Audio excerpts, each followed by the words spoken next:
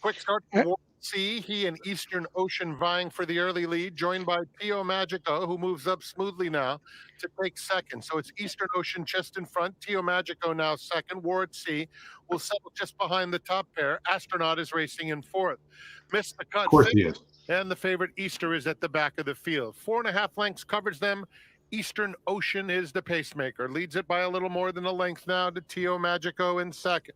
It's 2 more to Astronaut and Warwick C on even terms, third and fourth, with Miss the Cut fifth, 5 lengths off the lead. Easter just outside of him. They move on to the backstretch behind Eastern Ocean, who maintains a 1-length lead on Tio Magico in second.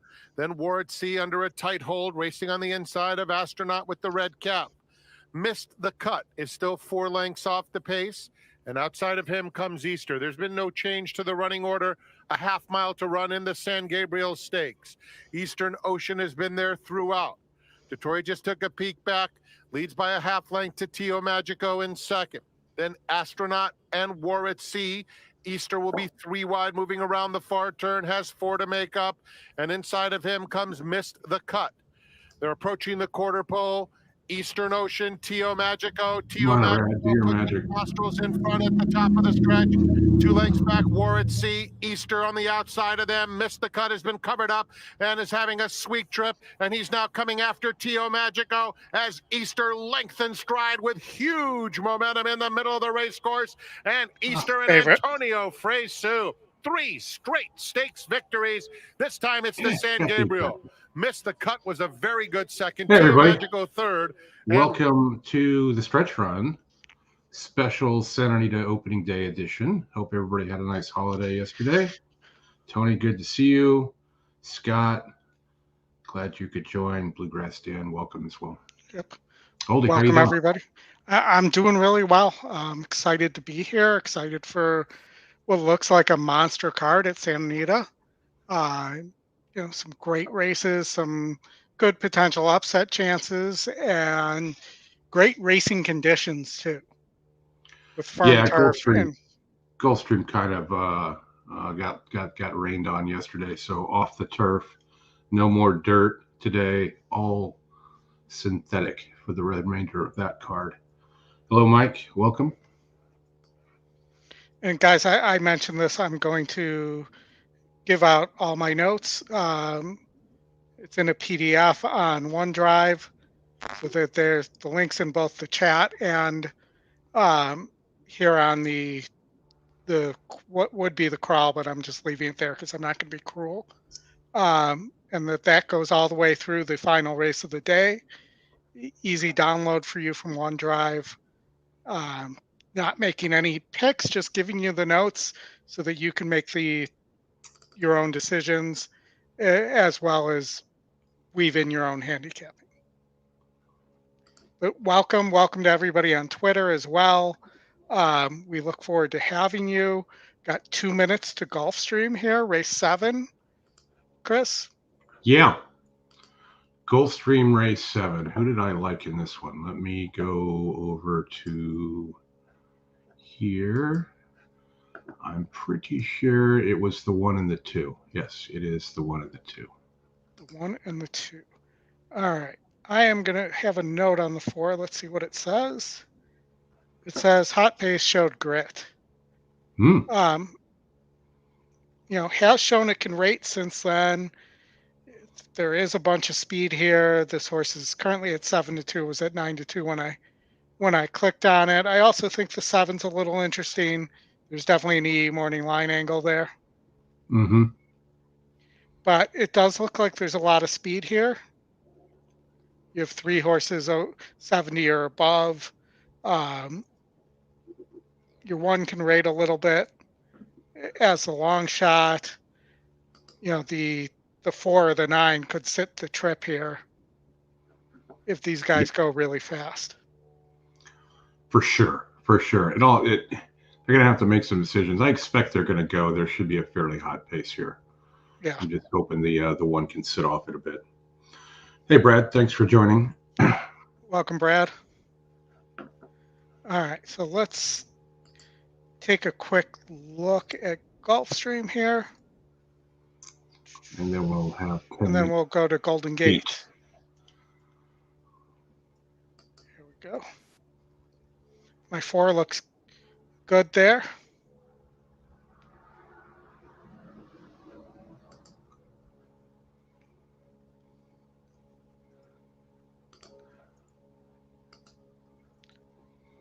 That 4 does look good. At least they're getting some sun. That'll help dry things out for the weekend. 4 is second win percentage. So this is one of those races where the algorithms are all over the place. So you have the 9 and the 2 as your top 2 picks, and you have the 3 and the 4 as your top win percentages. The 9's actually 13%, and the 2 is also 13%. So, did stop pretty badly last time for Crichton. Moves to D'Angelo here. The 2 is 25% off the claim. But this might be worth just playing like a 3-4-7-1 try box. Something like that. Sure, that'll pay too if you can get that 2 out of there for sure. Yeah, or you throw the 5 somewhere on here. The horses are approaching the starting gate. 1 minute. See, do I prefer the 7 or the 5? That's the question. Well, I prefer the 5, so I'm going to go 3-4-1-5. 3-4-1-5. All right.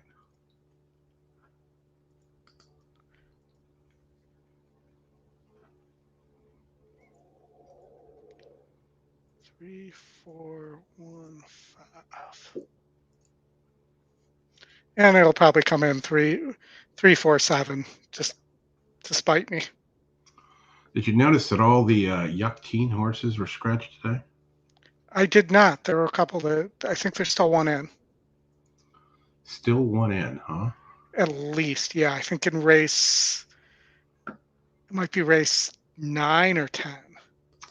I was reading that they were all scratched. I did not The horses are at the gate. Unless they were scratched late.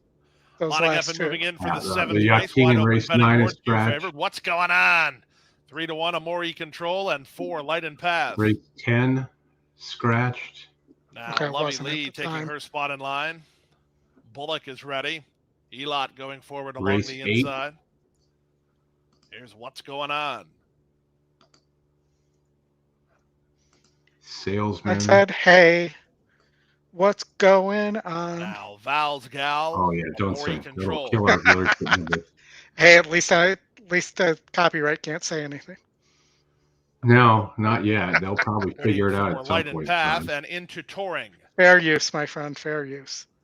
Into Touring to take the outside gate. They're at the post.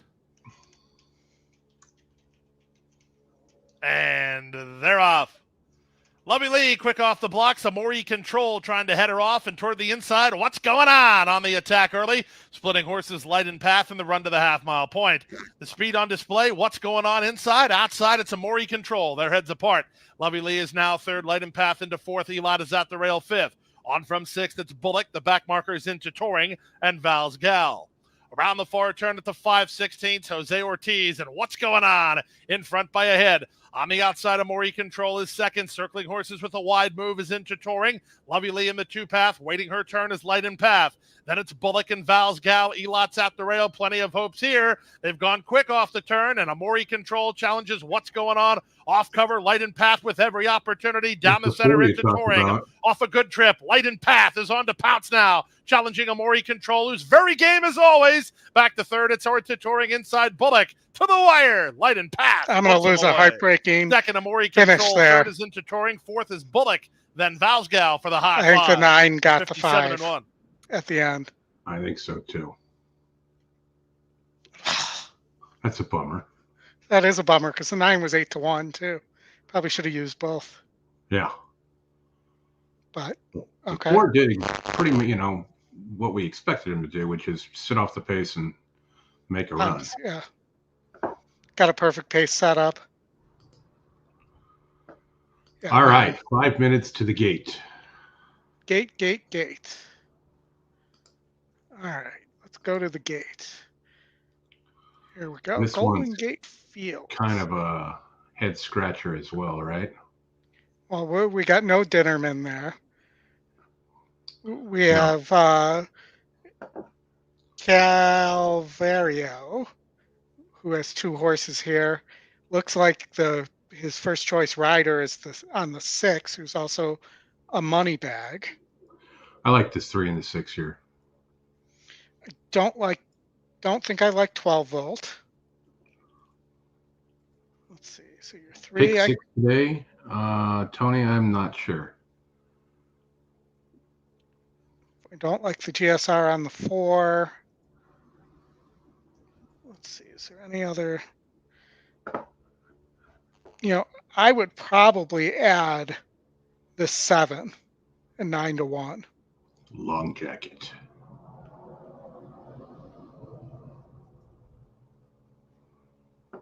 High percentage connections in a low percentage race. Sherman and Roman. Thoughts? Also interesting is you got a little bit of a weight break on the 2 tree hugger for Mojer. Yeah, I'm sticking with the 3 and the 6 here. I mean, those seem like the ones that I want to take a chance with. All right, 3-6 from our friend Chris here. Hello, Sonu. Yeah, Brad, I did see that. 4 is still in race 10. The only Yacht Team trainee not to scratch. We have the Yaxter himself. Do we have any idea who shot the horses up too close to the race, or what the Who peed in the straw? who fed the horse a energy bar? Nothing yet. Well, we know one thing: it's going to be contamination, Something like that. because it's always contamination. All Race right, so card site, please. What are you looking for, Sonu?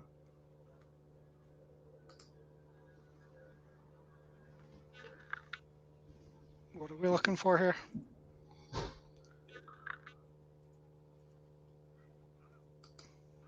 I don't know if he's looking for the EquinEdge site. Is that what you're looking for? No, I think he's looking for. Hold on. What's on the screen? The notes? Yeah, I'll post it again. Scroll up. You'll find them up there. I'll recopy and put it back in there.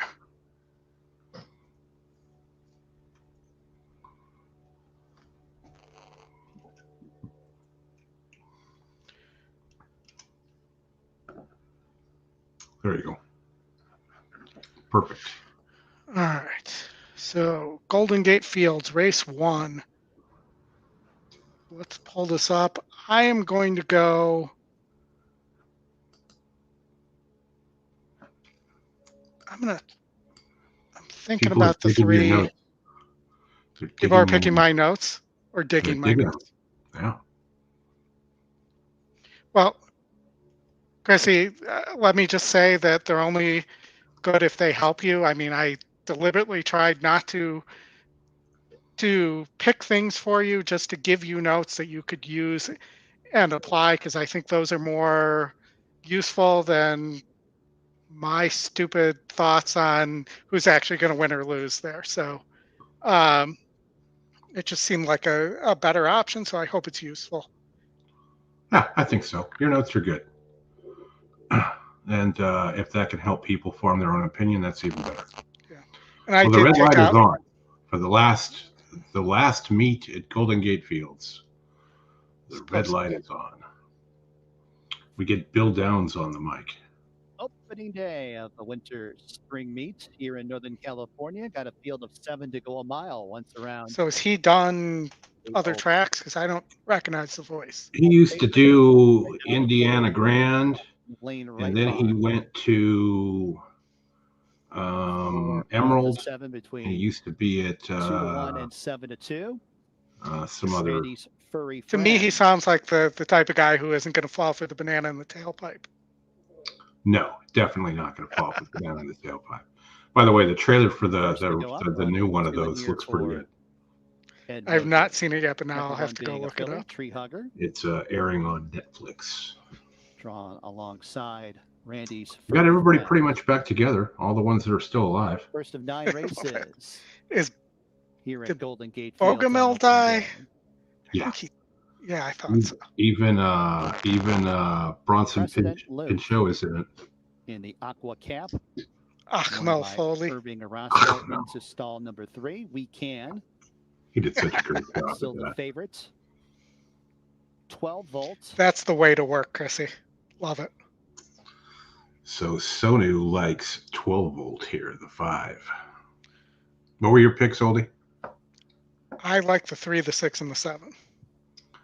The 3, the 6, 12 and the vote 7. goes in. Right-hand rider. Catalino Martinez and Long Jacket to the outside. That guy should stand. The starter should stand maybe out in front of the three path. Yeah.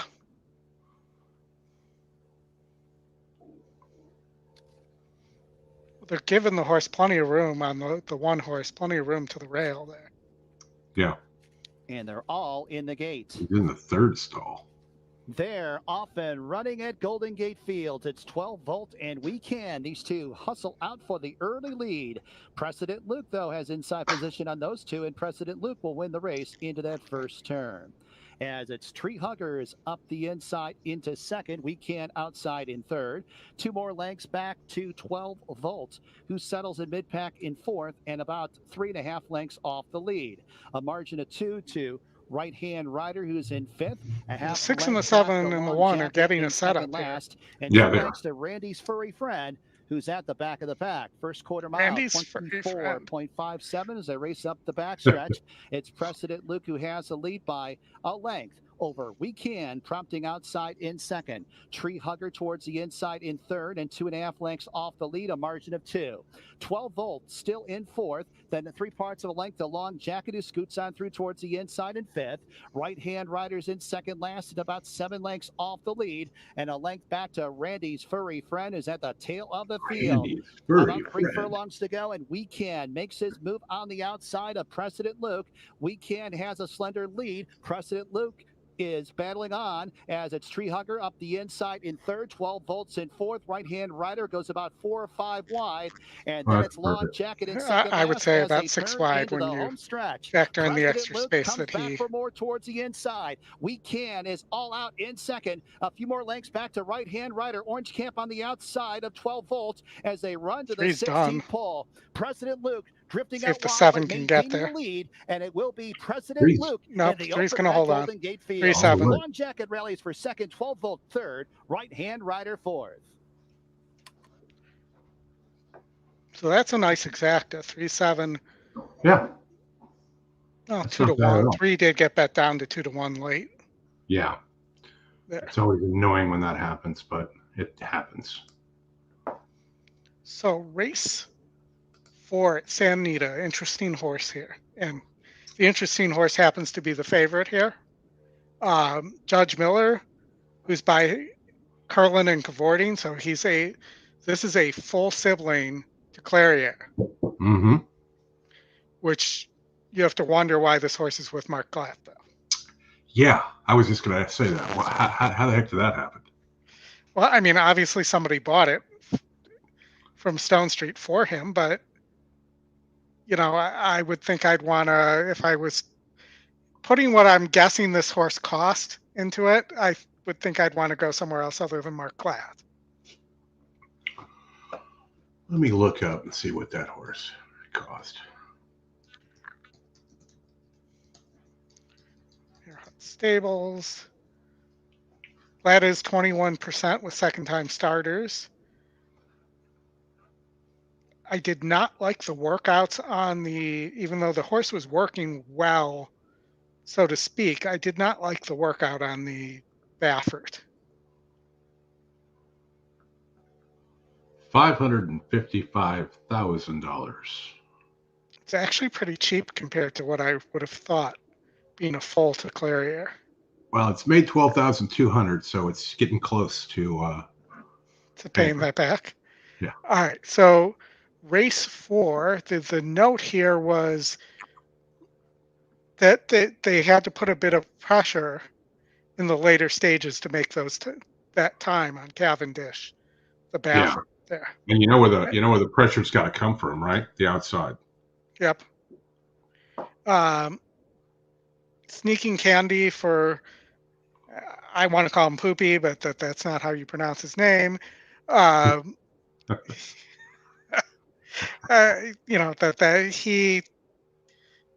horse is at 11-1. I'm sorry, 11%, 8-1. Does have a 3-star work. Yeah, he's not great with first-time starters. I think he's 8%. Mm-hmm. The 9 Vegas Burner, mostly been a turf horse, comes back to the dirt. The dirt efforts were, I believe in my notes, I called the dirt efforts here as were poor. That was the term I used. Yeah, the works are decent. You have the Mongolian second-time starter. He is 38% off the layoff, but 0 for 1 this year on second-time starters. This 6 horse at 14-1, 0 for 9, gets Frankie. Frankie rode the horse, back in February here at Santa Anita, ran second. On the turf. Yeah. And again, I'm looking at the dirt efforts, and they were not good. No, they weren't. 2 is scratch. Well, we haven't seen Brooks in a long time. Yeah, it's been a while. Thanks for dropping by today. Merry Christmas to you as well. Merry Christmas, Brooks. Glad to have you in the audience today. Well, Judge Miller is certainly going to take a bunch of money for sure. Yep. The 3 and the 7 both have the 3-star works. Yeah. There just doesn't. I mean, there just doesn't seem to be a lot here. What's interesting is this 4 horse was 8% with us, but was your second choice on the morning line of the non-scratch horses. Yeah. Ran decently well at Los Al, stretching out another furlong here. So that maybe this horse at 4-1 is providing a little bit of value. And I wouldn't just toss the first-time starter. I mean, in a smaller field like this is kind of where you could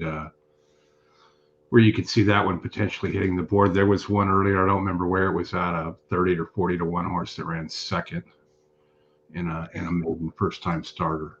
But Judge Miller, it's probably rightly so to be at 3-5. It's a pretty big GSR pop over the 4, 30 points. Cavorting, grade 1 winner, multiple grade 1s. Yeah. I mean, the 7 is in the mischief, so it's really not that big of a slouch either. Well, out of an unraced dam. Yeah, true. But we can take a look here. This is American Pharaoh, I think. Yep. But dam is Black Valentine, also a 6, also unraced dam. Yeah. But, I mean, you're going to get a decent price with Mike Pipey and Mike Smith up. The Mikes. Mike. Mike. Yeah. I think I looked at their jockey trainer, though, and they're bad, too. 9%. Well, 1 for 11. Somebody should name a horse that. Mike. Like 5 times in a row. That would really be fun for the track announcer.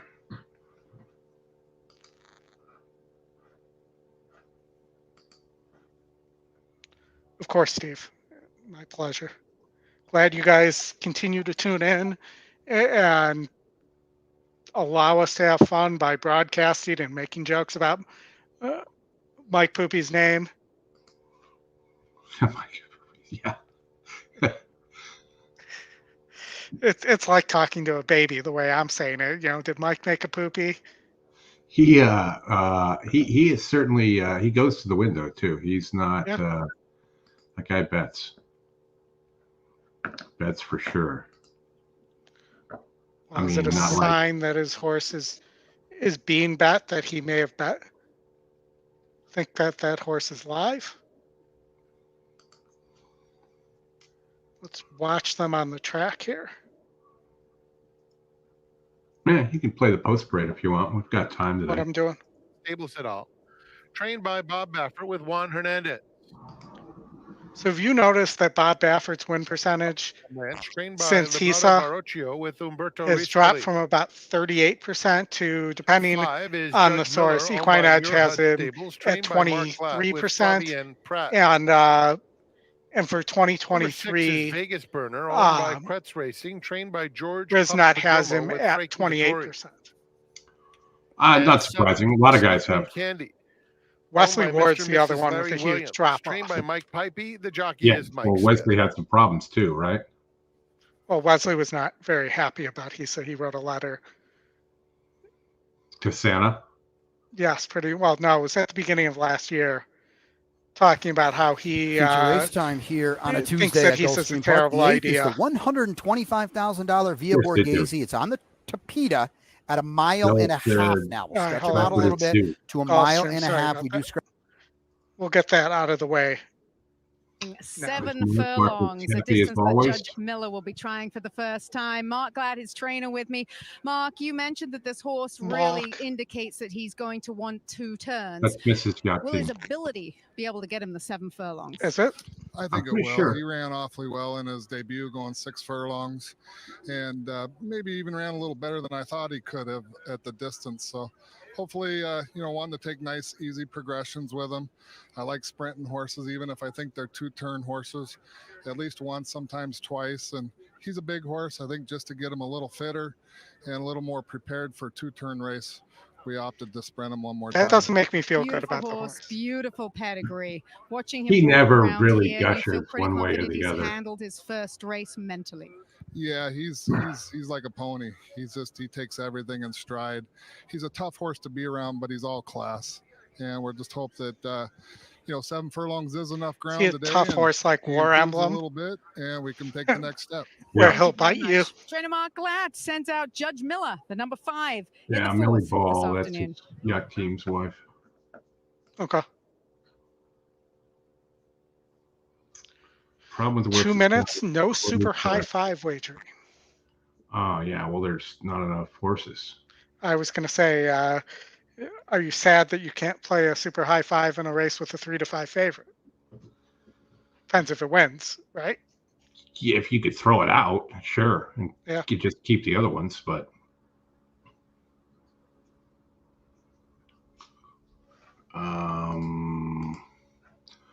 yeah, I'm still going to stick with I like the 6. Okay.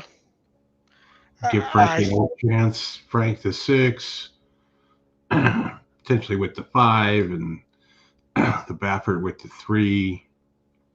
Even though if I were to play a win bet here, it would be on the Baffert with the 3. Well, you're not getting 5-1 very often on that for sure. Right. Well, there is another race later today that you'll get 5-1 or better on a Baffert. So the 7 in race 10. Yeah. Race 10, I think it's race 10. It's either race 9 or race 10. Yeah, it's pretty sad, Brad, that we're our only thing we could do to get horses around the country is FedEx them. Well, when it absolutely positively has to be there the next day. Yeah, or the same day. That the company that was doing it, I think this is like the 2nd year where they still don't have an airplane. You could loan them yours. Yeah, right.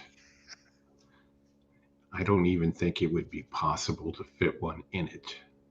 No, it wouldn't. I have this image of a horse sitting in like in a nice captain's chair on there that swivels around, sipping some bourbon with a monocle. Trying to get him to walk up the.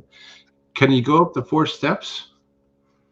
And then get him out. That would be walking down the chute for the 7 furlongs on the main track here for this maiden special. Plus, you wouldn't want to be the steward. I think stewardesses and flight attendants that have to clean that. It does look very good in here. I think maybe just wasn't quite fit enough last time, but was definitely willing down the lane. So I think he's definitely going to need to be fitted this time for that extra furlong of the 7 furlongs. But I think it should be done. He got a 6 furlong work recently, so I definitely like those tactics coming in here. And then put the 5 I mean, he weighs in at over 1,200 pounds. He stands over a lot of ground. He's a half to a really, really good mare by the name of Clariere. We saw her in the Breeders' Cup last year, and we've seen her for many years. So it is going to be his thing. And I loved what Mark had to say. Any trainer that can gladly refer to their horse as a pony, as in their attitude, that's right, and how well behaved they are, that to me is a huge plus. And I like the fact he's getting on his toes here now when he gets up towards the gate. Flavien Prat just taking a bit of a hold of the mane there. That's a good look at Judge Miller. I don't think we should ignore Hey Brother. I can absolutely see why he got the best turnout. He is a beautiful looking son. Are you in India, son? On his toes out here, and I like the fact that Rispoli already has been on the card, and he knows this horse well. Yeah, I thought the horse that beat him last time in Elwood Blues. India would seem to be a great market to start horse racing pretty hard down the lane. I don't think they do. Definitely nothing to disrespect with the number 4. I don't know if they run horses there or not. I couldn't tell you. He is from India. All right. Not familiar with the betting platforms in India. Back there prancing around there, and he looks like he's got his game face on. But if anybody in the chat knows, please let her. I like to see that in a first time. Sonu know. That is. Can you bet on cricket over there? Candy. They are almost up to the gate. I would guess so. That's got to be pretty popular.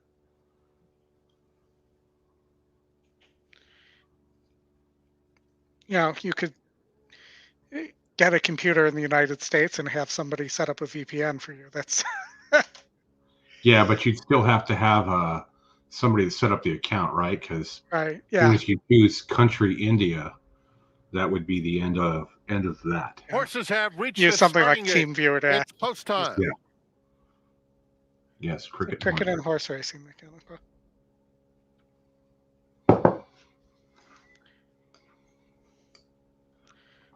It is post time. All right, Oldie, I'll be right back. All right.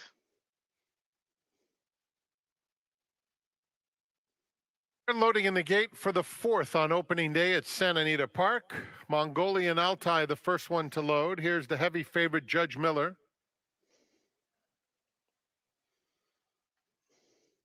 Cavendish coming up. Vegas Burner next. Hey, Brother. Sneaking Candy to the outside. Usually how you sneak Candy. Going in, Sneaking Candy. Son of Into Mischief takes up his spot. They're in the gate. And they're off. Cavendish broke a bit outward, but it's an even start as Vegas Burner gets a very narrow lead. Here's Hey Brother. And Hey Brother is now coming through to vie for the lead alongside Judge Miller. Those two are stride for stride. Cavendish won from the rail. Mongolian Altai is down at the fence, and Vegas Burner still close up in third. It's a gap of 5 to Sneaking Candy with no early speed. Down the back stretch, Hey Brother and Judge Miller heads apart on the front end, with Vegas Burner a half length back, 3 deep third. Cavendish pushed along by Juan Hernandez, 5 lengths off the pace in fourth. Mongolian Altai is next, and another 2 back to Sneaking Candy. They have 3/8 of a mile to run. Hey Brother, Judge Miller, and Vegas Burner running a good race on the outside. Judge Miller puts his chestnut nose in front, joined by Vegas Burner on the outside, and Hey Brother hanging tough just a neck away third, a gap of 6 to Sneaking Candy. They pass the quarter pole and turn for home, and Vegas Burner on the outside is head and head with Judge Miller at the 8th pole, and Hey Brother not going away either. Between rivals, Judge Miller just in front, Vegas Burner making him work, and Hey Brother is back to third past the 16th pole, and Judge Miller just to score. He had to work hard at 3-5, turning away Vegas Burner, who ran lights out in defeat. Hey, brother, third. Sneaking Candy finished with interest. Almost, Oldie. Yeah, a good call.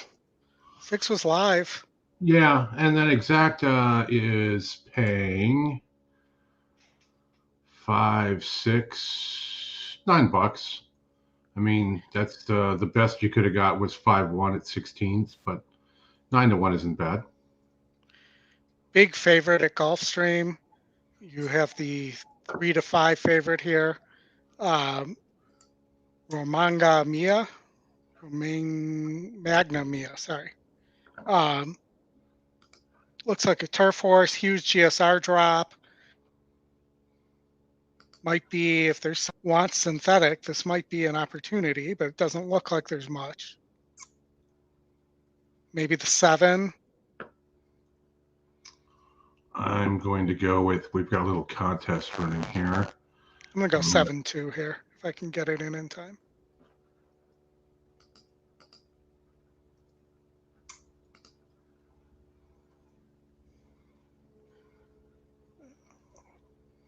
I'm sure I will because it's Gulfstream and they are Gulfstream. All right, let's go to the multiplayer. We're getting close.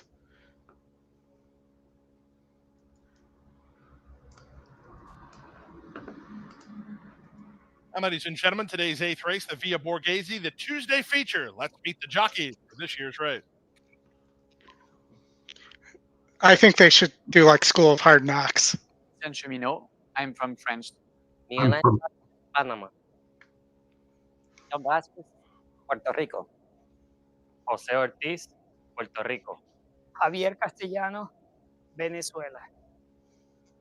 Don't you think like the football players that don't want to say their school, their college, when they say the School of Hard Knocks?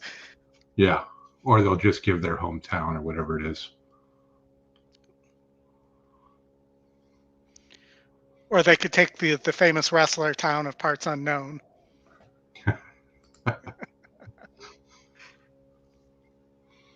Mama June for me. Tass will win. Tass will win. So Tass is the 8 horse with Castellano aboard. Yeah. Viva la Red. What horses? They're at the gate. It's post time for the Via Borghese.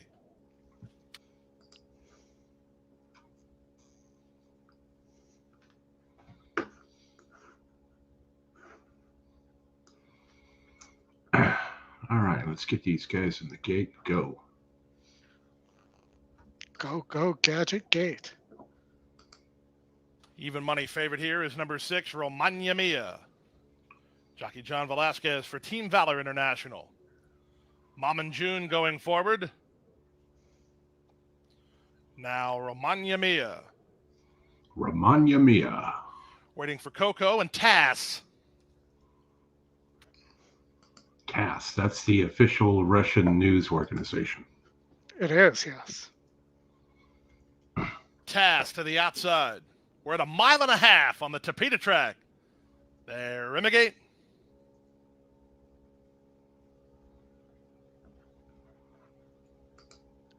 They're racing in the 8th running of the Via Borghese.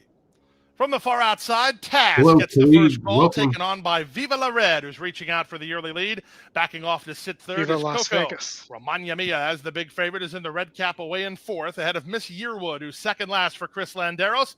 The early trailer in this very early stage is Mom and June. Around the far turn for the first time, it's Viva la Red at a big number in front by a neck. Tass on the outside is second. These two going pretty quickly here. They've opened 3.5 on Coco, who's now third. Settled beautifully in 4th is Romagna Mia as the favorite, 2 in front of Miss Yearwood, and Mom and June is last. They wheel down in front of us for the first time. It's Viva la Red on the inside, Tass on the outside. Tass kicks on a touch. The quarter was 25-1. It's Tass in front. Viva La Red is second, 3 better than Coco, who's now third. John Velasquez and Romagna Mia have had a smooth run to this stage, fourth with 1 lap to go, 2 better than Miss Yearwood, and Mom and June is last. They make their way to the final 7 furlongs. The leader is Tass. She's crossed over to the rail through a 49 3/2 mile. So she moved into that second quarter a bit swiftly, and she leads by a length and a half over Viva La Red second. Coco is third. No move yet from Romagna Mia in this very mid-race stage, racing in fourth and still quite comfortable. Come on, make the mid-race move. Miss Yearwood given some more rain by Lenderos to try to keep up with the top pack, and the trailer is Mom and June. They move now past the opening 3 quarters in 1:15 2 as they race into the backstretch. Tass has the lead by a length and a half. Viva La Red second. Coco is third. Romagna Mia staying close in tow fourth. Still under a pretty good hold there from Johnny V. A gap of 3 to Miss Yearwood and 2 more to Mom and June. Here it comes. They have 4.5 furlongs to run in the Via Borghese. The leader is Tass by a length and a quarter. On Gonna the have to outside, go Viva 9 Red wide. is under a bit of pressure to keep up. Second, Coco is now third. The pace starts to quicken. Up to fourth, Romagna Mia. She's only 3 lengths behind, and there she goes. She's given the cue. 3 wide on the outside. The favorites on the move. From the back, Mom and June and Miss Yearwood as they round the 4 turn and take much closer order. Miss Yearwood quickened, but she has no place to go yet. With the advantage of Tass. 3 wide, Romagna Mia. 5 wide, Mom and June. Shuffle back, Miss Yearwood. Viva La Red and Coco are next, and they're at the top of the stretch. 1.25 miles in 2:05 flat. Romagna Mia has made a clear lead, and Johnny V sends her for home. She's 1/8 of a mile from home, and now 4 on top and pouring it on. Back to second is Tass. Coco is third. Miss Yearwood never got out. Romagna Mia is an easy winner of the Via Borghese. Call it 6 widening lengths. Tass clings to the place. Viva La Red third. Miss Yearwood was fourth. So some more chalk for us. Yes. Chalk stream. Happens. To the gate. To the gate. Got top pace on the 1 here, who's 20%. 5 to 1 currently. Does seem to like to get the lead. Good breaker, as you would say. There is some other speed here in the 5. The 6 has shown speed in the past. So does that set up for the favorite here? I mean, this horse doesn't win all that often. No, it doesn't. And neither does the 3, but the 3's mostly been facing better. And does seem to be, as I would call it, a hanger. You would. So what do you like here? I like the price on the 1. I prefer the 3 to the 4. I like the price on the 1 as well. I mean, the question is really anybody. I mean, the 5's going to go with the 1, right? If it breaks. What about the long shot? 5 o'clock, 5-0 cocktail. Well, I like myself a cocktail. Third off here. No real trainer stats. Just missed last time. Coming off of it, should get a pace to run into. Yep. And pace number says that it should get first run too. You could talk me into the 2. I mean, I like that better than. I mean, you don't have an odds-on horse here for sure. Right. I think the 5 might end up being the favorite when it's all said and done and they're in the gate, in the Golden Gate. We're not in the Golden Hour wagers are back today as well. We'll have 5-6 months of those before that will go away. Yeah, they'll have to figure out something else for that. Yeah. All right, let's look here. We'll go to Golden Gate here. They're not to the gate yet. The 2 Oldie is not. I don't think it's a horse to take it's not a bad horse to take a shot on here. Yeah, no, I agree. I agree that it definitely has a shot here. I mean, yeah. Lightly raced too, and a bunch of. Yeah, that's the other thing I like about the 1 horse is that horse has won a bunch in a group of non-winners of a lot. And the Yeah, it's only run have 10 reached times. the starting The gate 2 for is run race 5 number times, 2 so I from think there Golden is a Gate chance for Fields. improvement there. Got a field of 6 fillies and mares. I mean, yeah, the 2's got to go is lightly 6 raced as furlongs. well. It's the lightest raced out of all of them. 2 to 1. Thanks for tuning in. So click the like button if you would. That we always appreciate that. Shortening up in distance. If you like Oldie's notes, hit the like button. 3 to 1. I'll repost the link again in a minute here.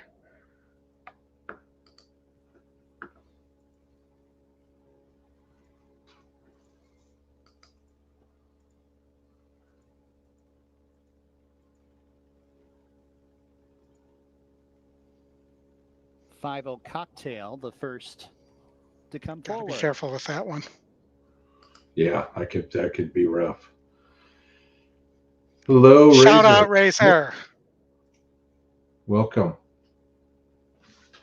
Pacific. I'm not doing shops, buddy, but I'm sipping. Yes, so I played a 1, 2, 3, 4 try box here. Laura Brannigan. 1, 2, 3, 4 try box here. And Blur's Day. Thursday, Blur's Day. Blur's Day going up and in. They're all in the gates. And they're off. Looks like a trouble-free start. It's Blur's Day towards the inside, sending out for the lead. Raven's Quest and Laura Brannigan attending the pace outside, second and third. Pacific Laura Brannigan. Is that the name of the cocktails in second last, evil manager of the off the lead of the orphanage in Annie? I know Brannigan was the last name. Laura Brannigan sang that song that the Blues used as their theme song. Pacific Zip up Blues Clues? No, the St. Louis Blues. Okay. They played it after every song. What the hell was that? You guys will know in the chat. What the hell is the name of that Laura Brannigan their way song? to the quarter pole. Blur's Day, Laura Brannigan, as it's Raven's Quest, who angles outside for clear running room in third. Pacific Zip behind horse. Arousing Babe brushes with that one and shifts to the outside. Wide open here. 1 furlong to go. Laura Come on, 2. Here comes the 2. Come on, 2. Raven's Quest with the lead. Arousing Babe. Blue blinkers outside. Now contending. Arousing Babe with the 16th to go. Trying to get to Raven's Quest. Raven's Quest. Arousing Babe. A final try. Arousing Babe. And a head bobber with Raven's Quest. 5-0 Cocktail rally late for third. Close for fourth. This would make me look it up.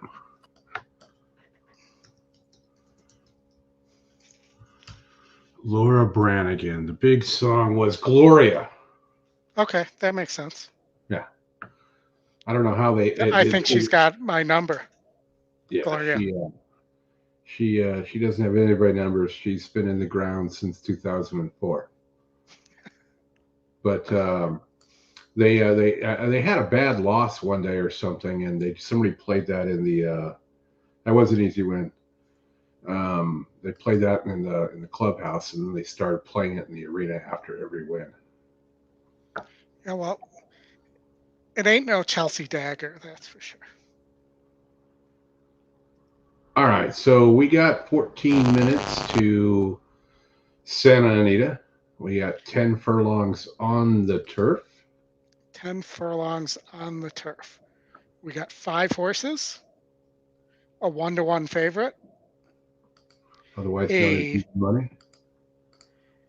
A 6 second choice who has a 4-star work and draws IRAD. The Santa Anita Tropical Turf starts at 5 o'clock Eastern Time. If you're tropical turf. The Santa Anita Tropical Turf. No, topical turf. Topical. Well, like a solution you put on yourself. That's like correct. A topical solution. Anna said he should win for fun. Really, I mean, I know she hasn't won in the last 2, but I think facing a little bit less here, even though the GSR says they're kind of closer. But I think really the only threat here is going to be the IRAD. The poll we should have had today is Irad going to be involved in an inquiry at Santa Anita? We need like the magic 8-ball. Oh, dude, magic 8-ball says yes. I am going to order one of those, and we're going to use that on the show a lot. So you don't like any, and so my question on this 4, who was the second pick and is now the long shot, by the way, after scratches, that this horse ran pretty decently in Europe. Yeah, first time Tomato. Second time Tomato. Second time Tomato. But yeah, I these are the type that he wins with. He's 24% second race with a horse, so gets a jockey upgrade. I like this horse a bit here, so I do too. I mean, I can see it. I just think the 2 is just better, and you're getting Rispoli, and Rispoli has ridden this horse to 4 straight wins before. He hasn't won at 10 furlongs, but if you go and look at GSR, nobody has. Yeah. The only one that's run second is the 2, and the 6 ran out of the money when it tried 10 furlongs as well. And think about the 4-star work on the 6 here. Did the trainer just sit on this horse from the Breeders' Cup and wait for Irad to come back to enter it? Because Irad's riding back here. Yeah, he rides a lot for DePaz, though. Well, maybe not a lot, 9 times, but I've seen him ride in New York for him. So, I'm not shocked. This horse was going back and forth between New York and the West Coast. I just want, I think the question here is, with the speed having scratched out, who's going to get the lead here? Yeah, that is because there really isn't, when you look at the pace, they're all pretty quickly. Anybody could really get the lead here. And you have a big GSR drop on the Pratt horse, but this horse could potentially get an easy lead. Irad does fit everywhere, Scott. He can get right between 2 horses that are close together and create a hole. Yep. This race is not bettable. I would agree with you, Brad, from a standpoint of like a win bet here or something, unless you can really make a case for, potentially the 5 or the 4. The 4 at 5-1, and you're getting the second time D'Amato and the jock trainer combo between the 2 of them at 26% isn't bad as well. So it's a bad race to bet otherwise. I'm guessing if I go look at the will pays and the probables and whatnot for exactas and whatnot, you're going to have to knock out too many of the other horses in order to get any kind of value. Agreed. I don't think, unless you're going to play a win bet on the 4, or play 4-6 to the 5 in an exacta, and pray that the 5 comes in second. As I say that, though, the 2-4 is paying 8-1. What about the 4-6? The 4-6 is paying 17-1. So if you like the 4 on top, it's $14 to the 2, $85 to the 5, $16 to the 6, and $23 to the 7. So if you went 4 all blended, the worst you would do would be like 4.5, 5-1 total. Yeah. And considering the number of horses, that's not bad. No, it isn't. It just shows you between all of the different combinations here that it's not. Now the 2-6 is turning out to be the favorite. That's paying 4-1 in the exactas right now as we get closer and closer. We're 8 minutes away, so that Oh, that's going to change. There's only 40,000 in the exacta pool right now. Both Kurt Hoover and Dave Weaver both like the 6. I mean, the work was supposedly impressive. That's what we heard.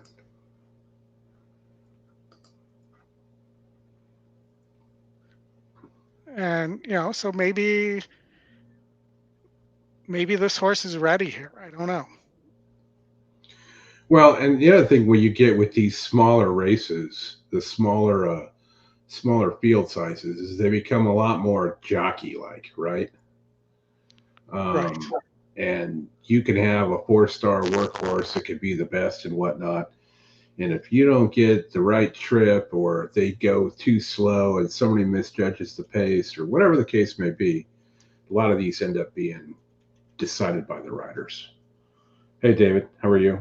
There's Oldie's notes. He's been waiting for you to show up to drop that. Just throwing that in there again for some people who have asked. What's Brad after saying? With another logical favorite, 96, limit your leverage opportunities. Maybe a cold DD pace 9-1. What is the other horse you like there, Brad? With stupid little heart. Cold 6-5. So he likes that other 5-star workhorse. So yeah, looking at doubles, 6-5 is paying 17-1 right now.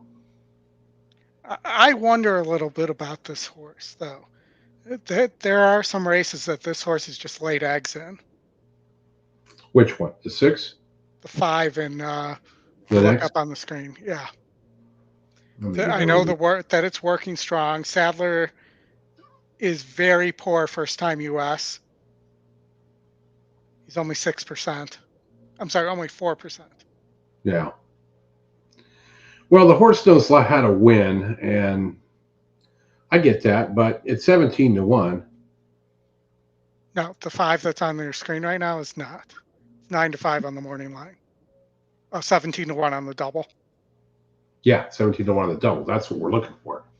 I get the morning line angle. I mean, that's great, but in the double right now, it's paying 17-1. If you look at 6-5.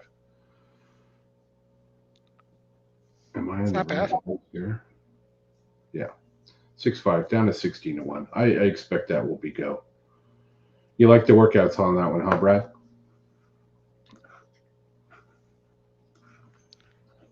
That's certainly a double. I would throw a few bucks at. I mean, it's not a bad idea. When you look at the other side of that, 2-5 is paying $6.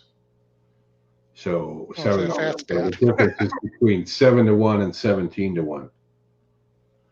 Oh yeah, sorry, they're $2 doubles. You're right, Brad. Sorry. So 3.5-1 and 8.5-1. Stupid Santa Anita. They can't be like everybody else and make it easy. So what about a 2 to only pace? It's not really only pace. There's lots of pace in this race, but what about if Brickyard Ride can get the trip here? And that is paying 36-1 right now to the 2, and to the 6 it's same thing, 36-1 on both. San Antonio's next, right? Yeah, so that's what's up on my screen right now. I do like the 6 in the San Antonio, along with the 2 and the 5 as well. 6, 2, and 5 were my top 3 there.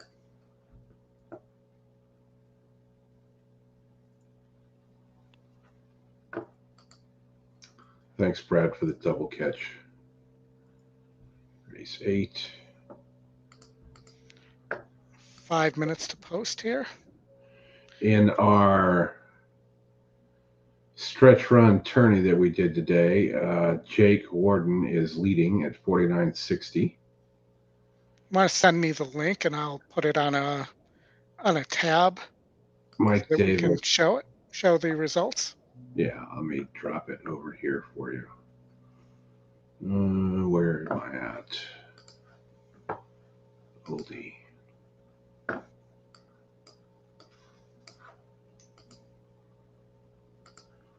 There you go.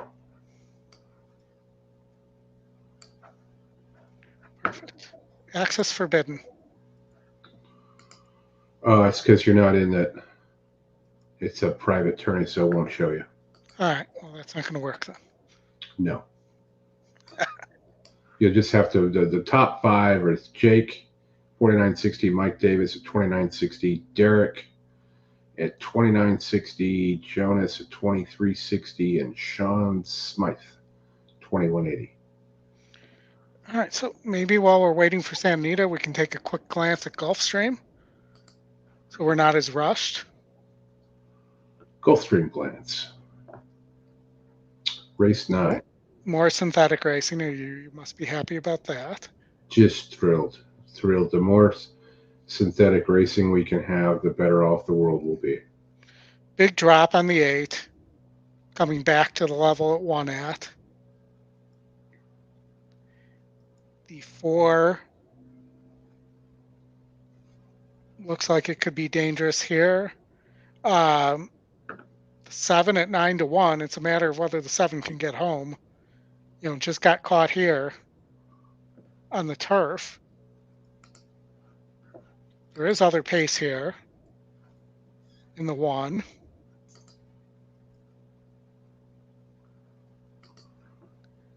Let's see here. Other value there could be, maybe the 4. I mean, the long shot's really not value here.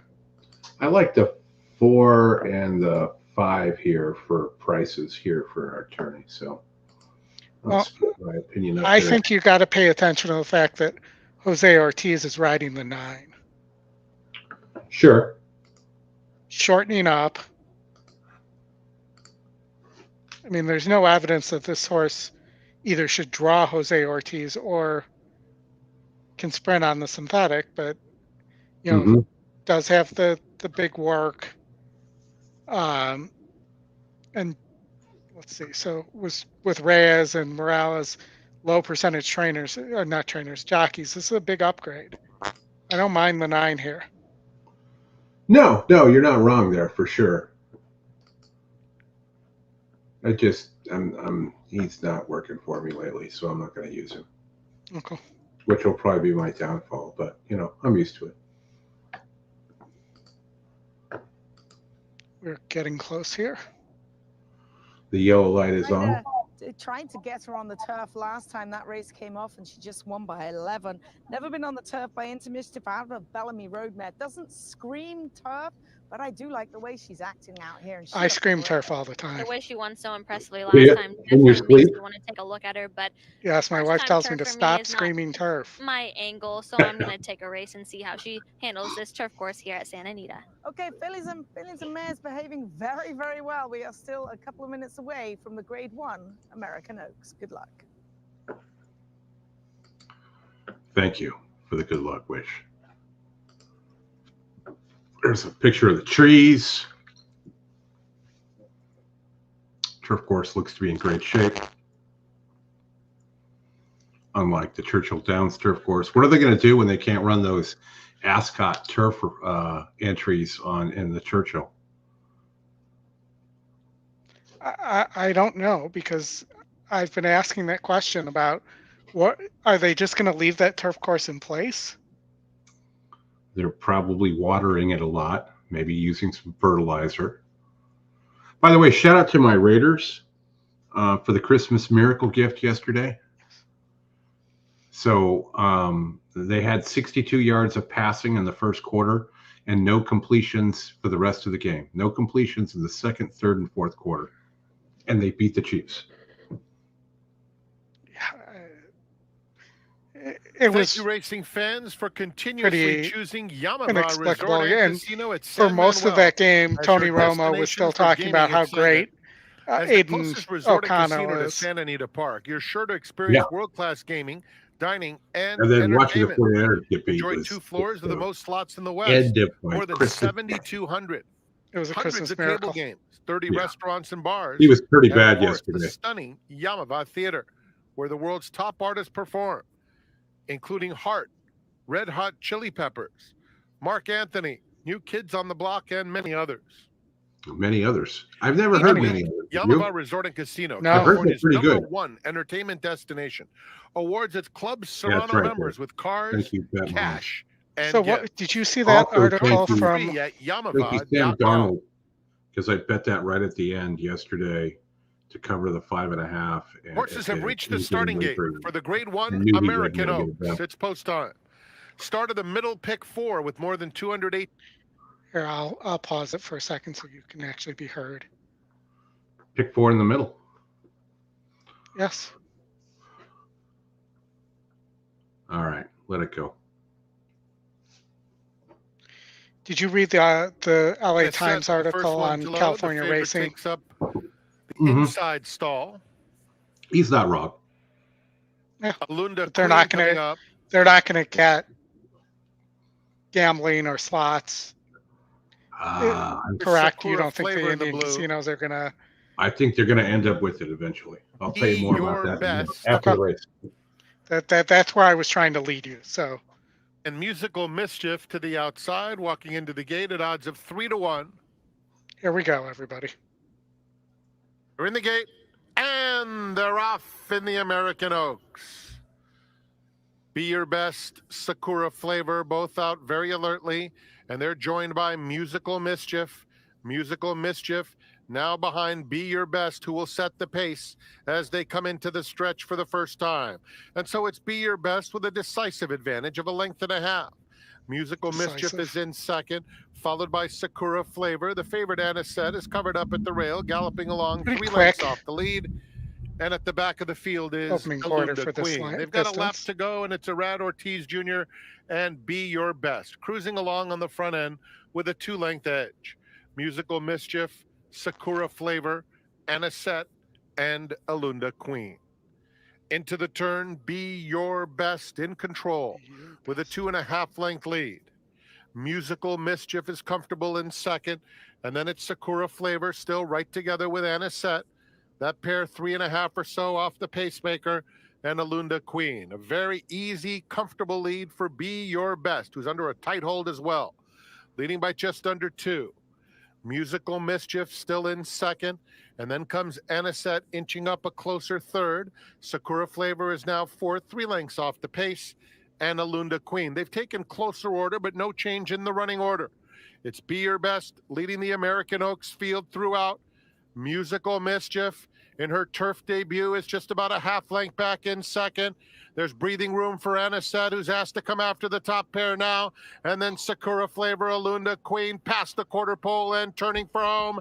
Be Your Best has had it all her own way. Here's Anisette angled out for the final 1/8 of a mile. And Anisette breezing up alongside Be Your Best. Be Your Best, Anisette overpowers her in the stretch and will win convincingly. Under Umberto Rispoli, Anisette sparkles home in the American Oaks.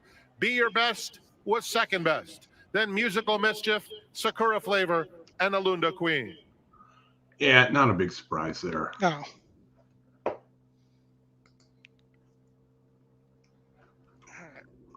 Right to Gulfstream.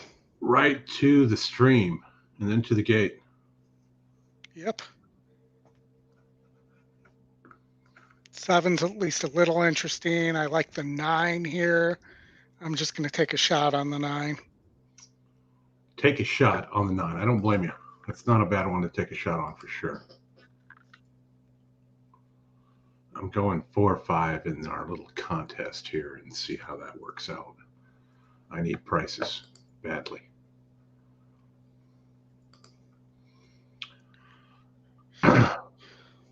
Nearing the gate. Did we determine that it was green light at Golden Gate? No, it's red light going. That we know because they have the actual light. Ah, okay.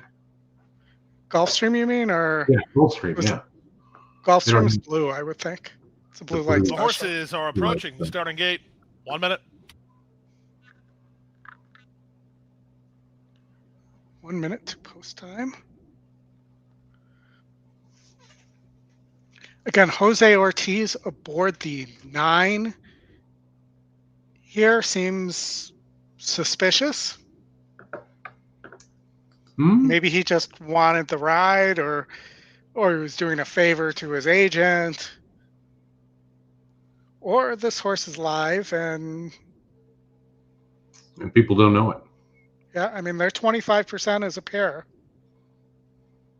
What are they as an orange? It's always apples and oranges these days. That and ball bearings. Ball bearings. It's all ball bearings. Brad wants to know how you came up with the 9. It's purely a Jose Ortiz play. So the system ain't giving you anything there to turn you on. 6%'s not terrible. I do have a note on the horse.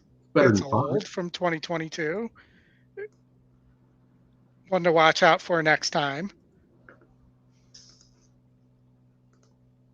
There does seem to be... The horses are at the gate.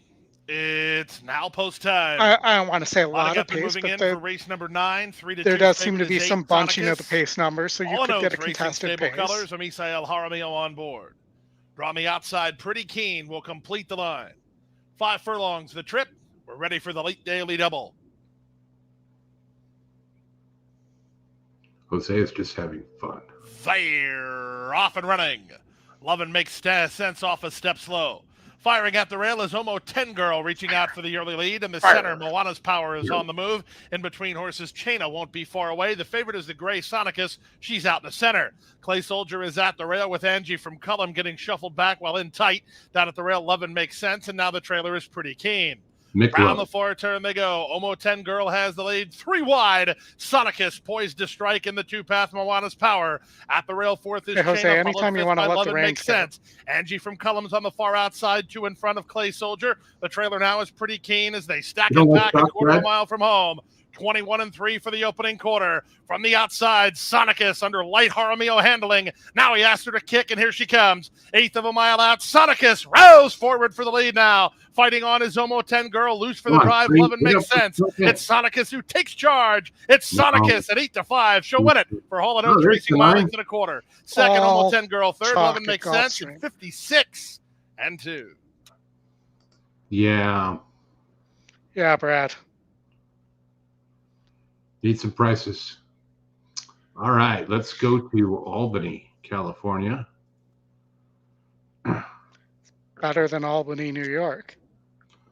Yeah, the weather is certainly better for sure. We got another one who should be the pace of the race. There's other speed here. Yep, 3-1 is one on that speed before here at the distance. Stepping up here, though, up to 20. Does that matter? 10 the smart way. Coming off of a little bit of a layoff here.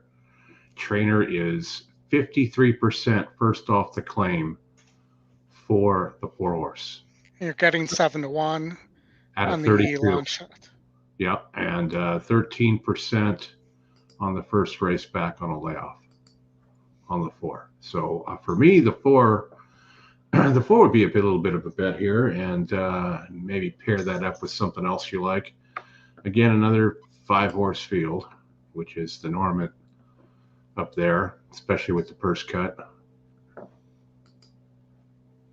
And with Turf Paradise opening soon. Yeah, I read the other day that somebody said that Turf Paradise will have a Breeders' Cup in 5 years, and I'm like, wow. That seems wrong. They're going to have to spend a ton of money to get that place to anywhere near good. And that was assuming that the writer said that Santa Anita was going to close. Okay. Which I will say that even if that were to happen, Turf Paradise first needs to fix their surface. Yeah, and the rail, too. The rail's got problems. Yeah, Scott-free in Phoenix. That's the Turf Paradise. I think there'll be a Breeders' Cup at Hawthorne before there's a Breeders' Cup at Turf Paradise. It'd be a Breeders' Cup at Oaklawn before that happens. Yes, Red light on, Goldie. What'd you say? I said the red light is on. The red light is on. Reminds me of the goalie for the Montreal Canadiens, Andre Red Light Rasico. Red Light's not a good nickname, by the way, for a goalie.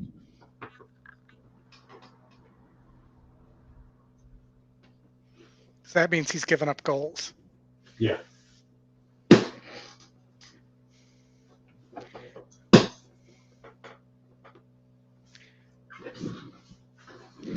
If Hawthorne were to ever build the casino that they still haven't broken ground on and somehow get a Breeders' Cup, we're having an EquinEdge stretch run Chicago Breeders' Cup party. Yeah, for sure. We'll probably even fly everybody in, because that's about the chance that has to happen. Right. Well, it's the same chance as Turf. It's a slightly better chance than Turf Paradise. I think it's a much better chance at Turf Paradise. I mean, no, Tony, I'm not playing I don't play the dollar pick sixes at Santa Anita. I wouldn't play it today either. And the back half of the card's pretty tough. Mm-hmm.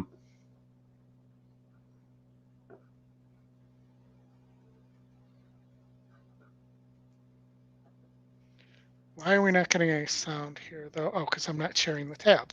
He's so shiny with the lead by a half length over Fried Asparagus in second.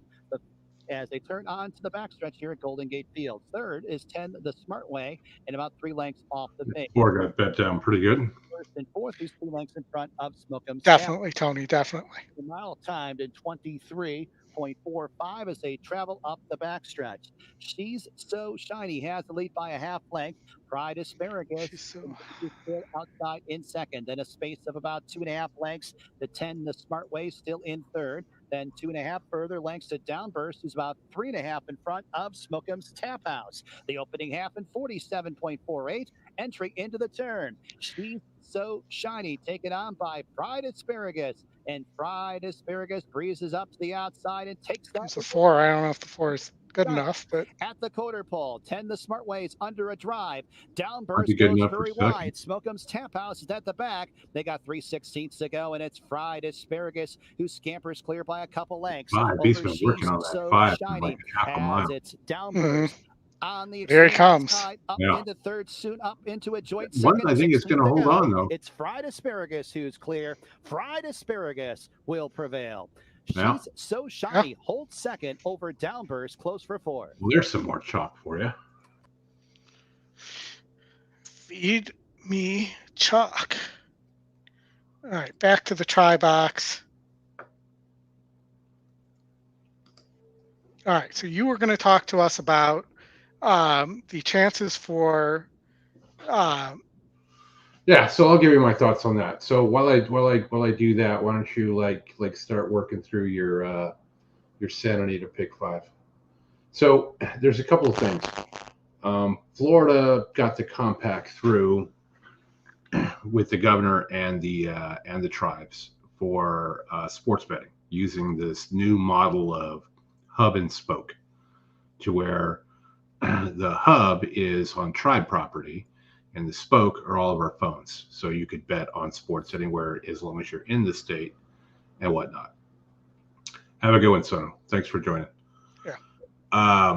That got appealed, and the decision by the Department of Interior to affirm that compact between the state and the tribes was appealed and went all the way to the Supreme Court, and the Supreme Court let it be. They didn't care.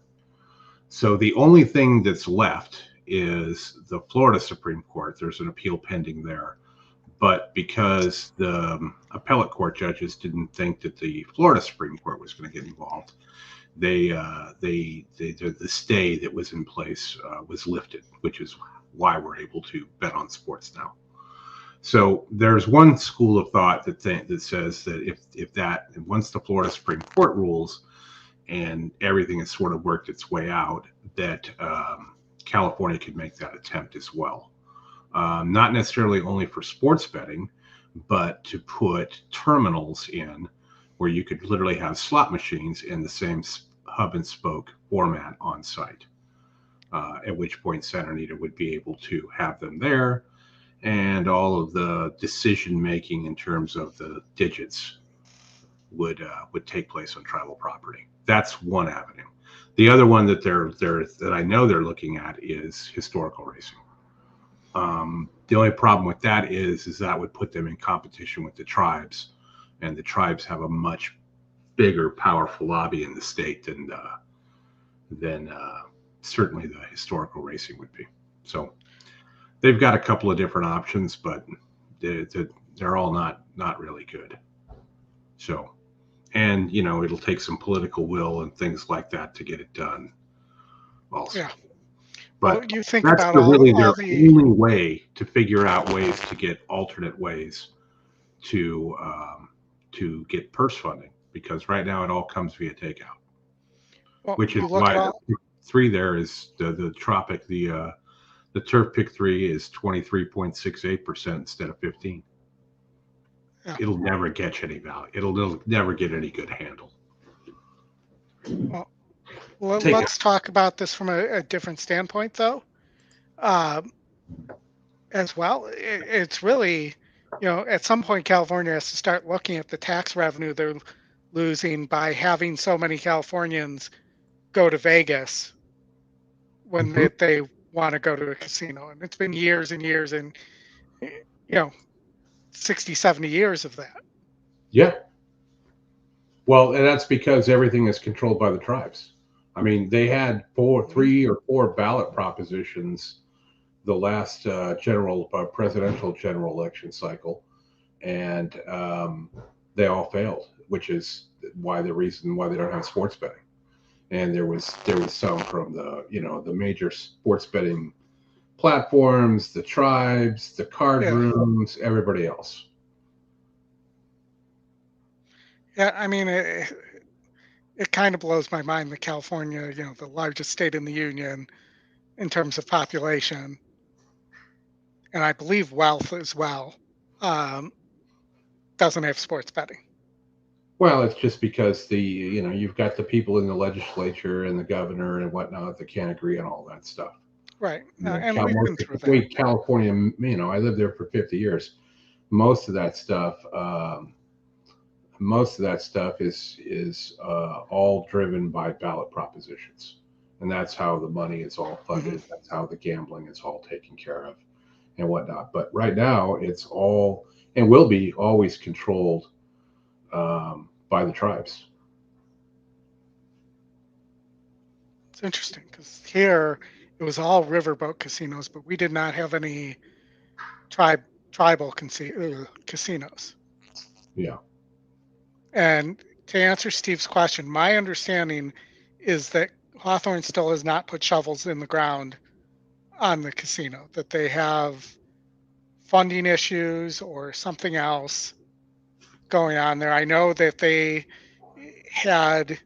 were going to get that second harness track that they were going to part own, and then they found out that they were using the Parkland Bank mafia funding that got the Rosemont Casino in trouble. Mm-hmm. So that there's, I don't know how, and I know they've been approved by the Gambling Commission to build it, but they just haven't broken ground unless somebody else has been by there recently and has seen something different. And I'll leave that up to the chat. Let's see. So we have 12 minutes to Santa Anita Race 6, which is the last kind of, how do I want to term this? Freestanding race. Yeah. I like the 6 year. I like the 6 year in this race. I'm going to do a 6-2 exacta box and a 6-5 exacta box. Well, let me look here. Not the 2, but 6-5 and 6-4.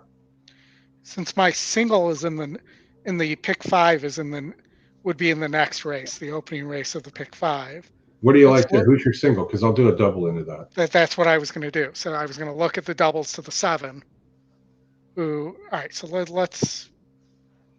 I'm going to clear this so before I switch it to.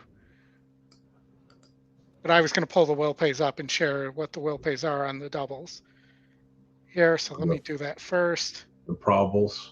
Probables, yeah, will pays. Probables, I know. 6-7 is 168 for $2. And 5-7 is 5 to 1. Yep. If you Brickyard Ride, you're getting 100. You're getting 53 to 1. No, I'm looking at the wrong line. No, you're getting 25 and a half to 1. That's pretty tiny, dude. I got a big monitor and that's real small. Sorry, man. That's how big. Here, I can see if I can blow it up here. Helpful. It's getting better. Yeah, I feel like that's 20/20 vision in terms of the eye chart. But here's what I see on the 7 here and why it's also my single. Going down the hill, could get an easy lead. That's what it says in my notes. 5 for 12. That jumps off the page right there. Yeah, and also, the only thing that jumps off the page in the negative to me is the GSR drop, but I'm worried a little less about it going down the hill. And this horse is in good form, and a lot of these horses are not. I do think there could be some value on the 3 or the 5 here.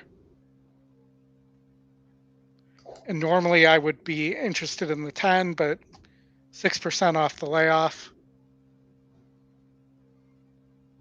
Here, I will tell you the only horse with a win down the hill here. Mm-hmm. Because it's in my notes. Is the 3, I believe it is. No, hold on. No, I lost it. So let me look at the notes where I'm not looking at it on this screen. That would be helpful. All right. Hold on, let me. You like Brickyard Ride, huh, Tony? I think he's just run too many times this year. Well, and he got torched by Chosen Vron when they faced each other. Yeah, he did. So let's see. He should be coming back soon, the Chosen Vron.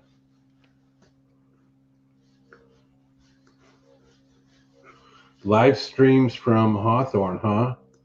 They're threatening to buy you drinks if you do that, Oldie. If I live stream, so from Hawthorne, I don't think Hawthorne Live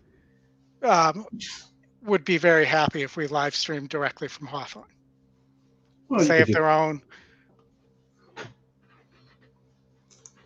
You could do it from, like, I don't know, the bathroom or something, or maybe your car. But, I'm live streaming from I'm live streaming from stall 2. Yes, at Hawthorne Raceway. But something else to note here is the 6 horse in race 7 was your EE top pick. Last 3 times down the hill, finished second. Yeah, against similar. Krista knows how to get loves this horse second. ready. Yep. Knows how to get this horse ready and gets Frankie. But I gotta get a drink. Does love second. And that's in the notes as well.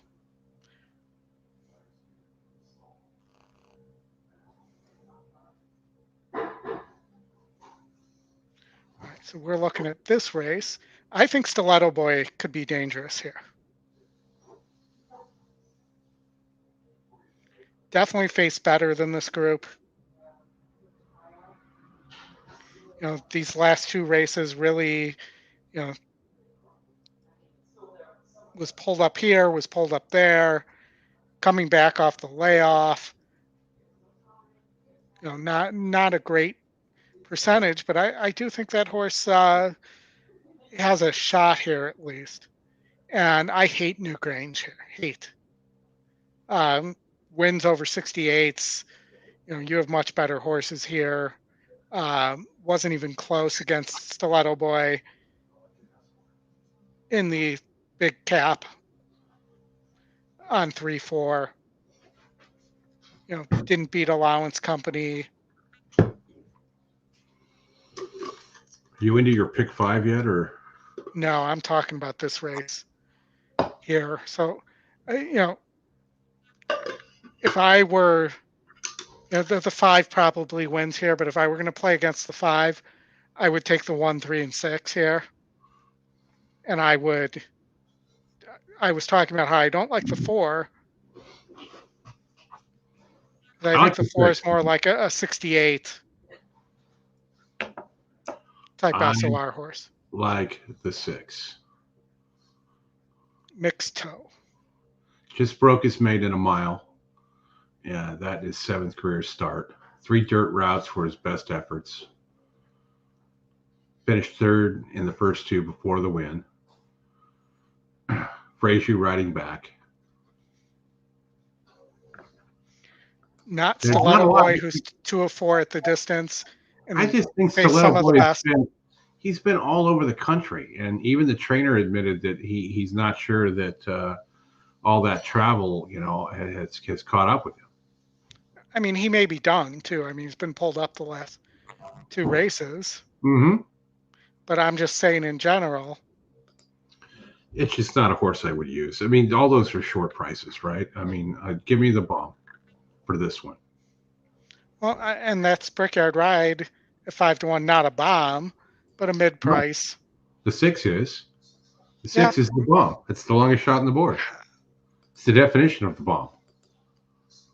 Yeah, I just don't know if that horse is going to set the right trip here.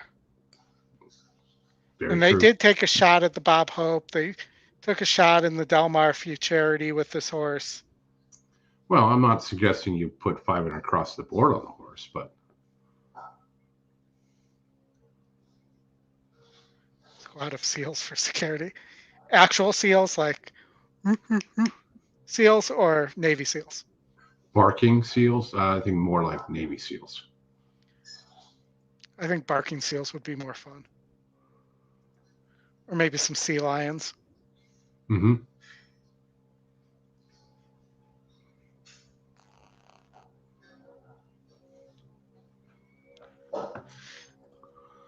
All right, where are we at here? We're 4 minutes to post. You want to give us some post parade?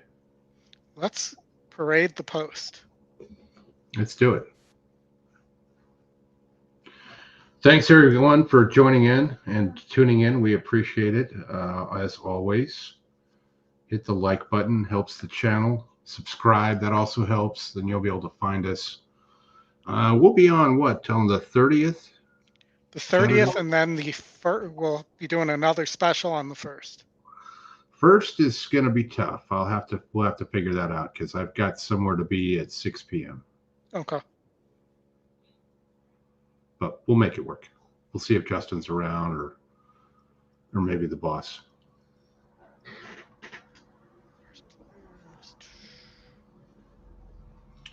$200,000 in the pick 6 pool, so they're betting it today. That's for sure. Yeah.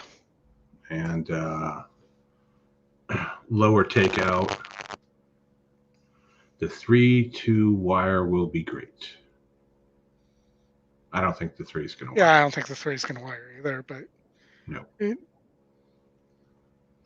going to be much closer. The 3 was once termed the fastest horse on the grounds.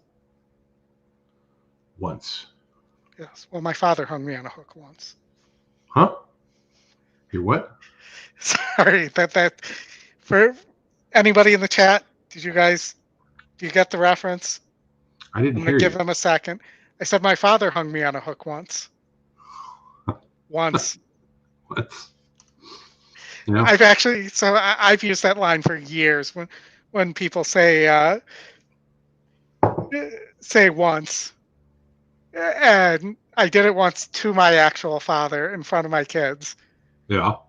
So we were something about a restaurant. They said we've been there once.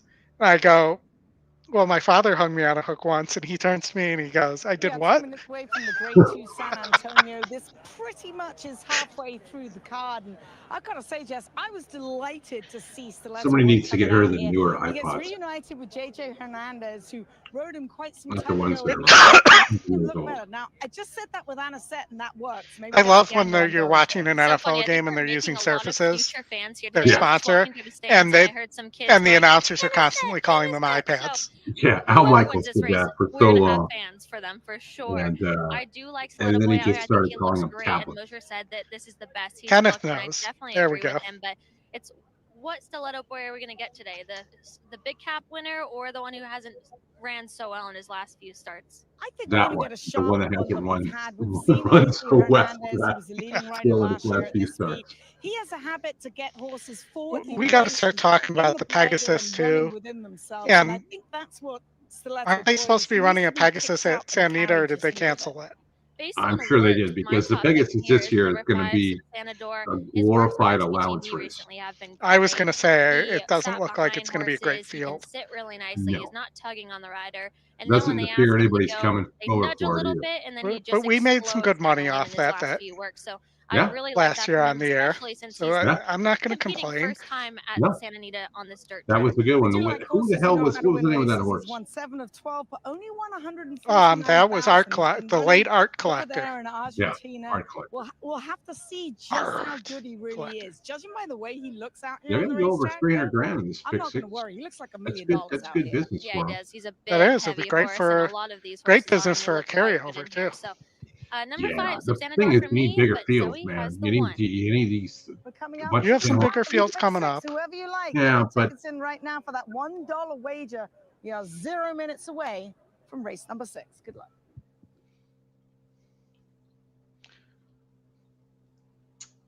I mean, if you played this 5-7 and opened to single mm-hmm. and got past there, you could probably play a pretty decent 4 legs. Yeah, and then you've got options as well to put, pick 4, pick 5 in, sort of hedge your wagers a bit here and there. 4 all the way, Gilbert says. Looks like Gilbert's in New York. Thank you for joining us, Gilbert. Yeah, thanks.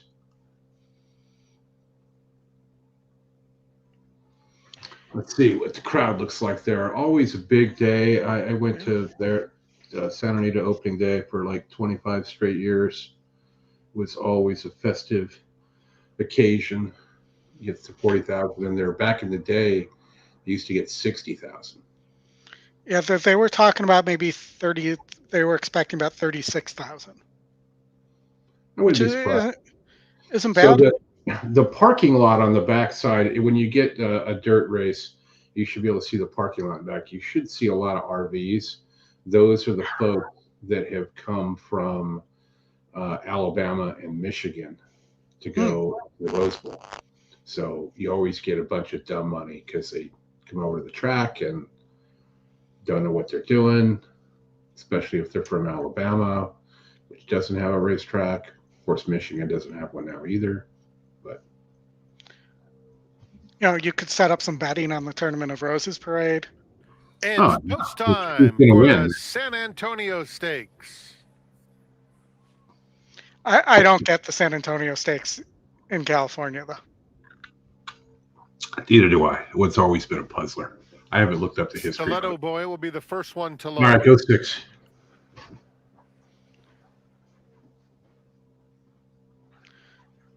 right, let's see if we can beat this 5. Santa Anita handicap winner is in. Especially from help. Yard ride. Juice, I got to give you a roll tide. Range, Subsenador.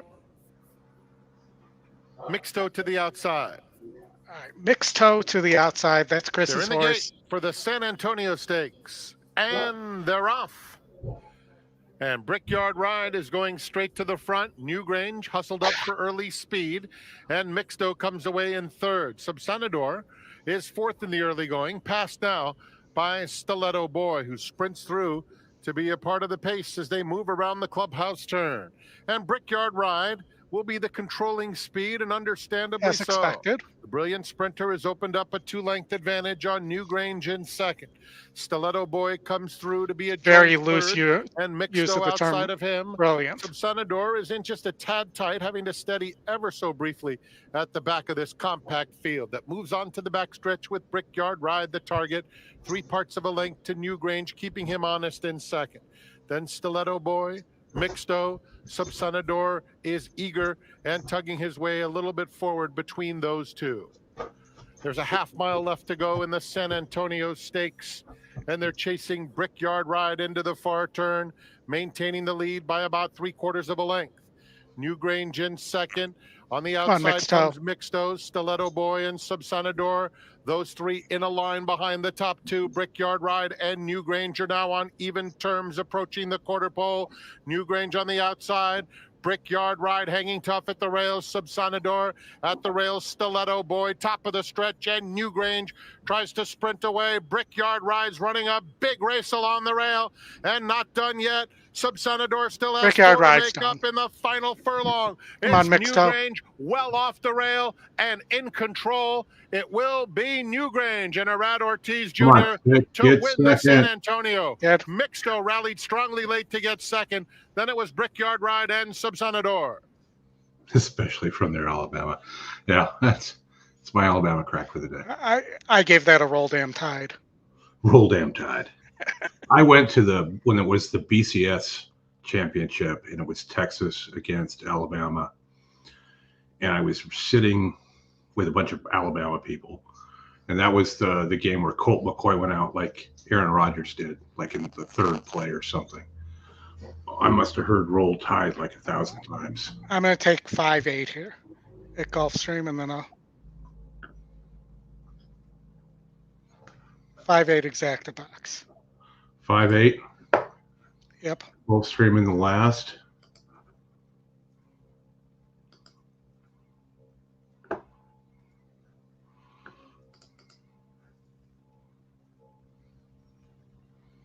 Let's get the sound on. For race number 10, 5-2 favorite is EA number 12, Immense Faith. Immense Faith just went forward. We're waiting for T.O. Tony and Just for Luck.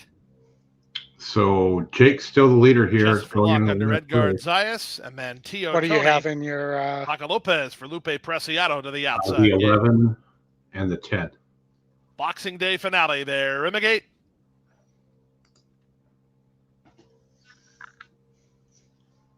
Stick and move. And runners away. T.O. Tony off a step slow. Immense Faith was away quickly with Noble Tiger down toward the inside. Just for Luck gets away racing in 3rd. Bourbon Clearance holds inside ground. He's now 4th. Followed by the team of Grays. That's Braggadocious, who's a bit wide on the course, and Please Baby in the 2-path. Second last is T.O. Tony, and out the back early, that early trailer, El Chico Malo. And the run around the first turn, Bourbon Clearance has the lead, a half a length. Noble Tiger second. Immense Faith, he's 3 wide while 3rd. At the inside, that's El Chico Malo, who runs into 4th, followed 5th by Just for Luck. In between horses, it's Please Baby. Braggadocious is on the outside. Then Phobia and T.O. Tony. They complete a quarter in just 25 seconds flat. They're separated by 6 lengths, and they're run 4.5 furlongs from home. Yeah. Bourbon Clearance and Anthony Thomas in front, but only narrowly. Up on the outside, here's Immense Faith. From between horses, Noble Tiger. Just for Luck committed to a 4-wide run. Looking for some place to go is Please Baby. Outside, Braggadocious. 3 wide goes Phobia. Dropping back, El Chico Malo. And the trailer is T.O. Tony. Around the far turn at the 5/16, Immense Faith comes away with the lead. Zayas moves to him with Just for Luck now 2nd. Noble Tiger is back to 3rd. Bravo's going to hook to the clear with Please Baby. He's now 4th. A gap of another 2 to Braggadocious, and they're at the top of the stretch. Immense Faith turns for home on top. From the outside, Just for Luck tries one more time. Noble Tiger, he's back for a little bit more inside. 1/8 of a mile to go. Just for Luck trying to go get Immense Faith. Immense Faith is almost there, but Just for Luck is persistent on the outside, and he's getting to him. Just for Luck is in time. Second is Immense Faith, 4 ahead of Please Baby 3rd. Noble Tiger is 4th in 1:40.3. 8-12. That's one of my favorite roulette splits. That was top 2 win percentages. On the Tapeta. Yeah, give me 1 second here. All right, so we have put a lid on Gulfstream. Yes. Which takes us next to Golden Gate. The Golden Gate. 1 more second here. I did like the one here just because of the sire. I like me some Vronsky. 9-5, not great, but definitely like me some Vronsky as well, as you know. Mm-hmm. Some chosen Vronsky mostly, but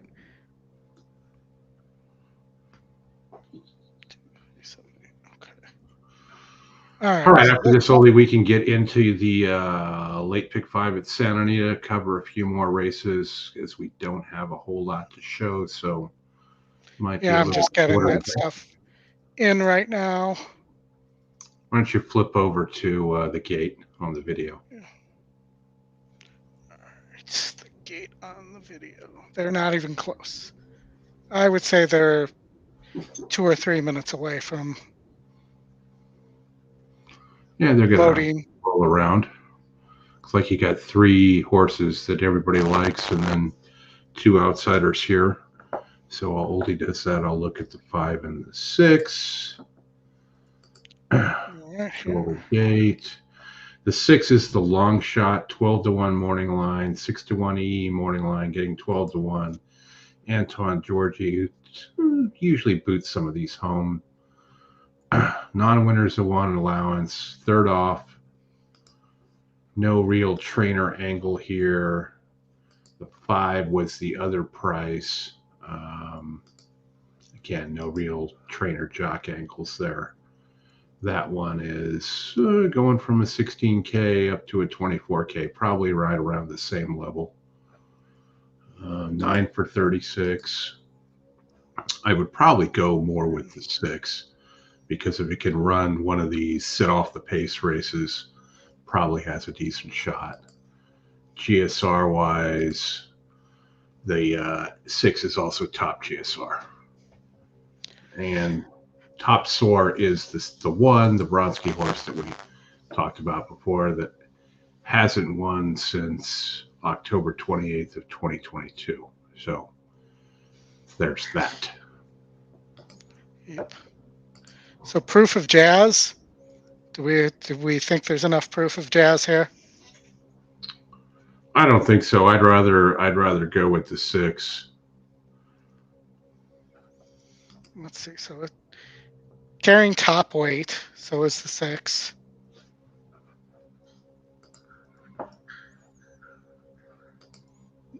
The 2's the question. Can the 2 run or push the 5 here?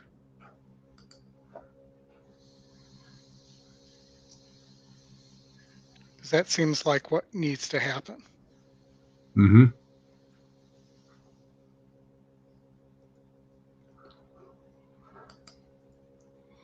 I'm just gonna take a shot on the 5. I like the 5.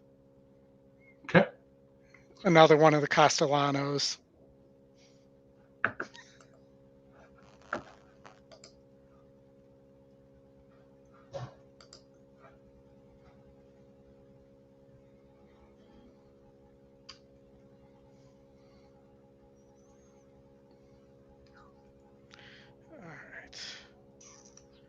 Let's see here. So we are almost in the gate. No, we're off.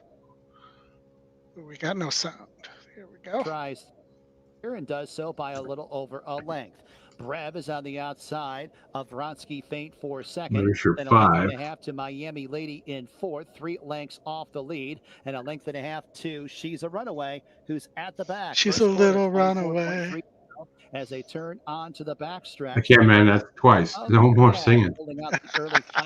Sound like my kids. Over Vronsky faint, who's I'm sure. Runners. Brev, red blinkers on her outside. Then 2 more lengths back to Miami Lady. In fourth, and about 4.5 Yeah, lengths John, lead, and a length and a half we're back usually a little to behind. She's a Runaway, who trails the field. The half in 49.25 as they make the entry into the far turn. Proof of Jazz still on top. The lead's a length and a half. Brev and Vronsky Feint still a joint second. Miami Lady in the fourth spot. Why is he standing in the irons? And then a length and a half. I don't know. She's a Runaway who trails. I don't know why he's bouncing with his a mile left to knees. travel. Proof of Jazz taken on by Brev as Vronsky Feint had the check. Miami Lady circles up on the outside run across the track. 3/16 to go. And Miami Lady going from fourth up into the lead with a burst of energy. 1 furlong to go. I don't know. That 6 is coming. A couple lengths. She's a Runaway on the far outside from last up into second. 16th to go. Miami Lady. She's a Runaway. But it's Miami Lady. Gabriel on 2 on the card. I've had a Runaway second, close handful of those today. Proof of Jazz. All right. Anybody going to the 24K Ring of the New Year party at Gulfstream?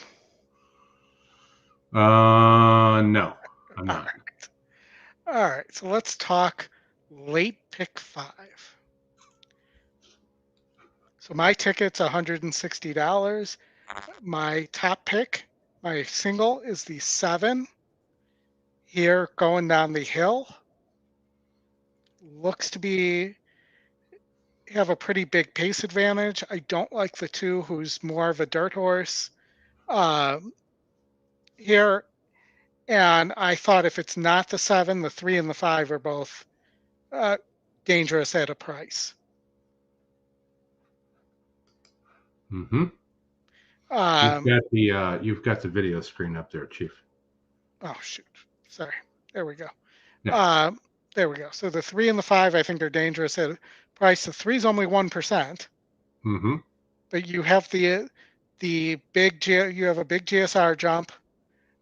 You have a victory going down, what I'm assuming is down the hill here, against 58s.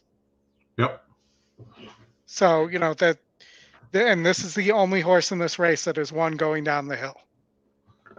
All right. Well, while you're getting that ready, I'm going to get something else going here for Santa Anita as the second ticket. So hold on just a second. Let me get your price in here. Who were the 2 at the prices that you liked here? You liked the 3 and 2? 3 and the 5. Okay. I hate the 2. And I know a lot of people like the 2. The other thing is the 5 is one, has gone down the hill before, but won 6.5 flat. Mm-hmm. Here and put in a decent effort against 70s going down the hill. Yep. So that those were, and it's 25% to win and sitting at 7-1. I like your single. So out of when you get to race 8, give me your top 3 there. Out of the 4 that you used, which one would you chuck? I would chuck the 2. Okay. Fort Bragg.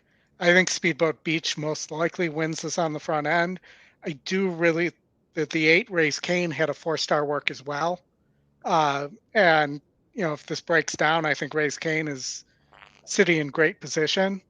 And really you look at the horse's best races have all come at 1 turn. Aqueduct at 1 turn mile, 7 furlongs at Keeneland, 7 furlongs at Keeneland, is going 7 furlongs here. I don't disagree with you there. The only thing is I do question whether or not Speedboat Beach really wants this distance. I question more that does he want dirt? His best races have all come on the turf. Correct. I'm just not sure 7 furlongs on the dirt is in his wheelhouse. Yeah, it may not be. But I just don't think Fort Bragg's really a sprinter.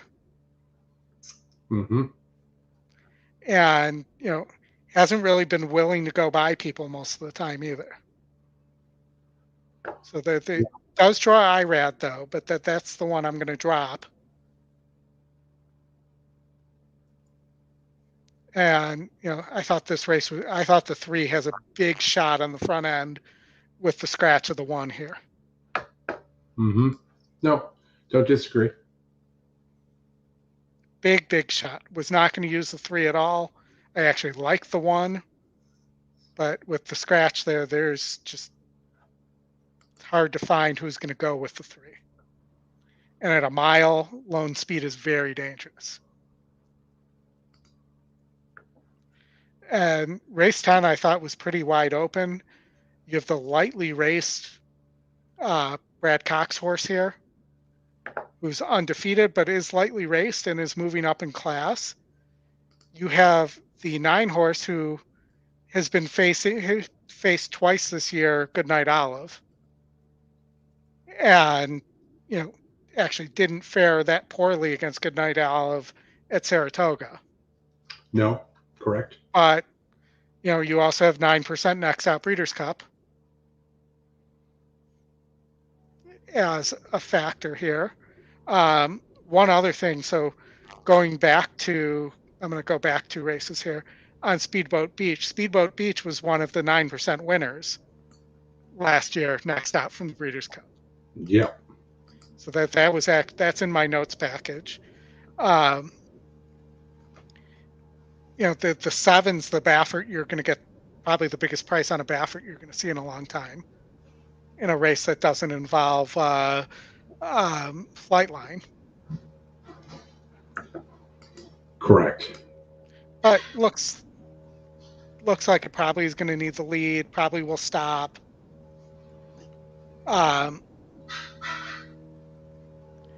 The 5 for Brissett has a 4-star work.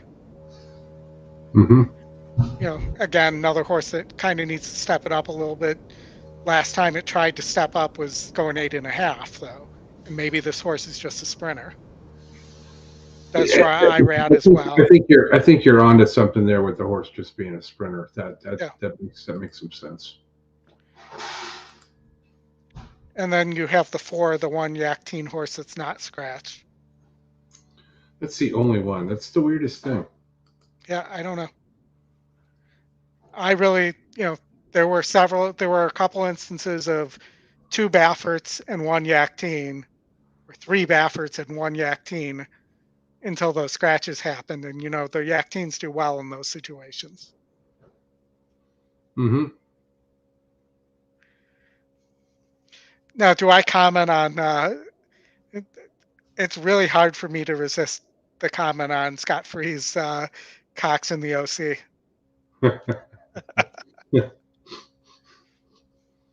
All right, and then in the last leg, I am the 5. So the second pick, the first pick, the long 10. Shot. Yep, the long shot. And then the 8, who's working well, who's a second-time starter for D'Amato and draws IRAD. IRAD and Tomato. All right.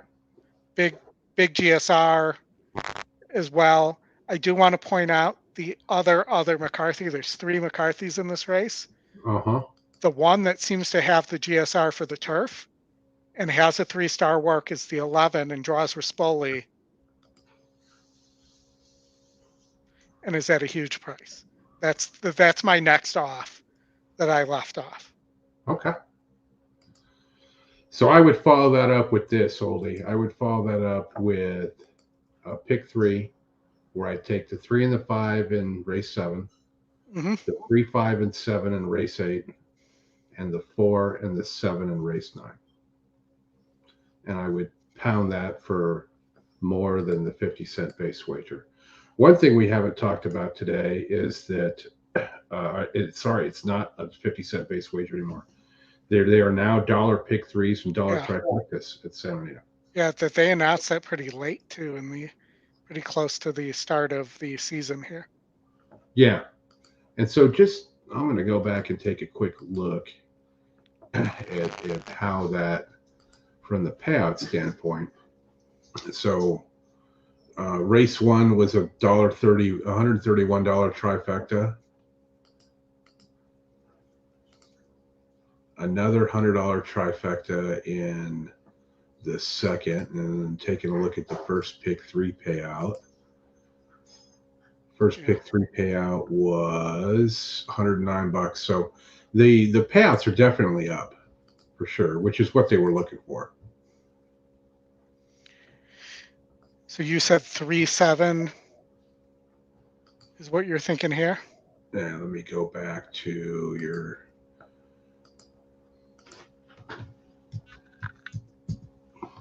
3-5, 3-5-7, 4-7. 3-5, 3-5-7, 4-7. Mm-hmm. All right.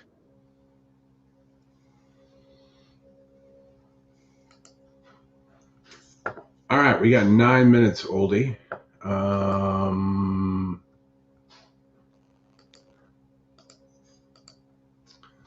We're running out of races. So Jake was the big winner in our little contest. We had 15 people in there, 15 entries. Jake won with a final score of $49.60. Sean Smythe came in second at $49 even. He missed Very nice. cents. That 8 in second is what cost him. That 8 wins, he'd have beat Jake. So shout out to Sean if you're in the chat. Congrats. Mike Davis finished third, which also paid with $34.40. So he got his entry money back. And Derek, who was bemoaning his 4 out of 5, he did finish fourth. And our friend Johnny Yu finished fifth at $27. And Kenny, who won our last contest we did on the Breeders' Cup, finished seventh. And there were a few of us with $0 entries, and I ended up in eighth with a bunch of seconds and thirds. Yeah, I hate when that happens, though. That's happened to me in so many tournaments where I just get second-itis. Second, or even worse, third. Especially thirds with like big number horses too. Those are always annoying. Definitely. We still got 7 minutes here. Horses are rounding in the paddock and coming out to the track. So Oldie, we got 7 minutes to Santa Anita, and then we've got 18 minutes to Golden Gate. So we'll probably shut her down after that Golden Gate race 5. Being as though we've got a lot of drag and not a lot to cover. Let's see how this race goes, maybe. And maybe we want to do, there's a lot of people asking for a golden hour. Yeah, we could do a golden hour after this race. We'll have probably 10 minutes before the Golden Gate one. So we can do a golden hour there. All right, let's see here. Jeff Siegel, he likes your 7. Top pick, Booksmart. Degree of confidence, B.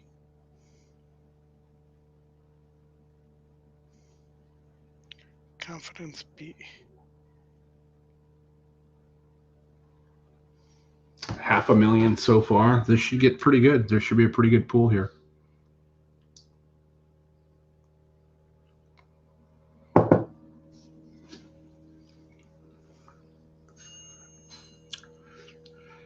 Thanks, folks, for hanging out with us here on the day after Christmas, otherwise known as Boxing Day. Hit the like button. Feel free to subscribe. We'll be around on the 30th and then some sort of New Year's show. Great card on the 30th at Gulfstream, it appears.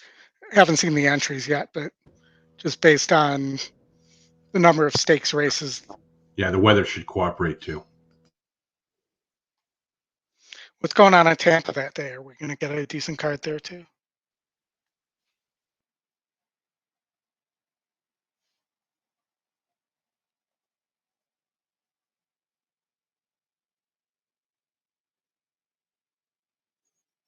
Have not seen the Tampa card yet, so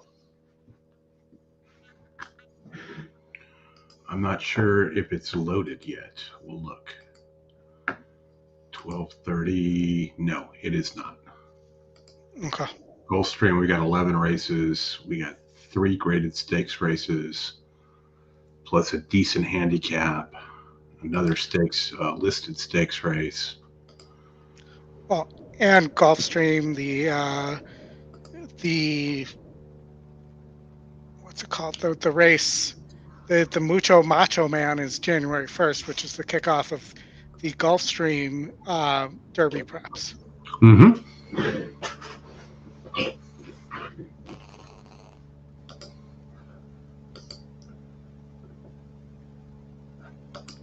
So that's exciting. I'm going to start looking at, as we wait here for the horses to hit the post, but I'm going to start doing a little work on our on a golden hour.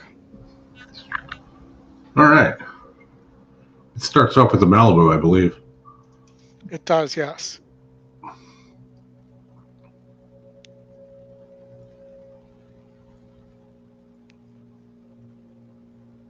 that's not bad.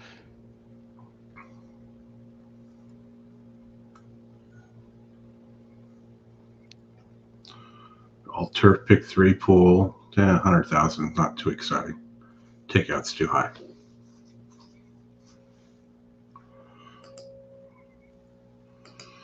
I don't know about the Malibu, man. I mean, you have a strong opinion there? My opinion is that it's a weak field. Yeah. No, I don't. And I it's the type of race that I think that whatever happened December 9th to the Chosen Vron that he hasn't worked since then, he would have been a great fit here. Except that he's not the Malibu filly. That's the first Malibu's race. fillies. Yeah. You're right. Yeah. Who am I thinking of? The other race. I do like the for the golden hour, which is the last 2 at Santa Anita. I do like I give a look to that 7 Fast and Shiny. Kyle Frey has been doing pretty good. Might be worth a bet there. Kyle and his Frey. Yeah, 3-star work. Baffert, Pegman. Kyle's been riding well. Yeah.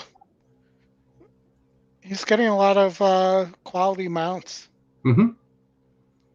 After he took his mental health break. Hey, whatever it takes. Yes, Scott, I went to Hollywood Park all the time. Hollywood Park Friday nights were awesome with concerts. I happened to be there when on Thanksgiving when Zenyatta broke her maiden. All kinds of good stuff there at Hollywood Park. Lots of lava, man. That 3rd Gold Cup, he never won again after that, which I'm not surprised because, dude, he just laid everything out there. Yeah.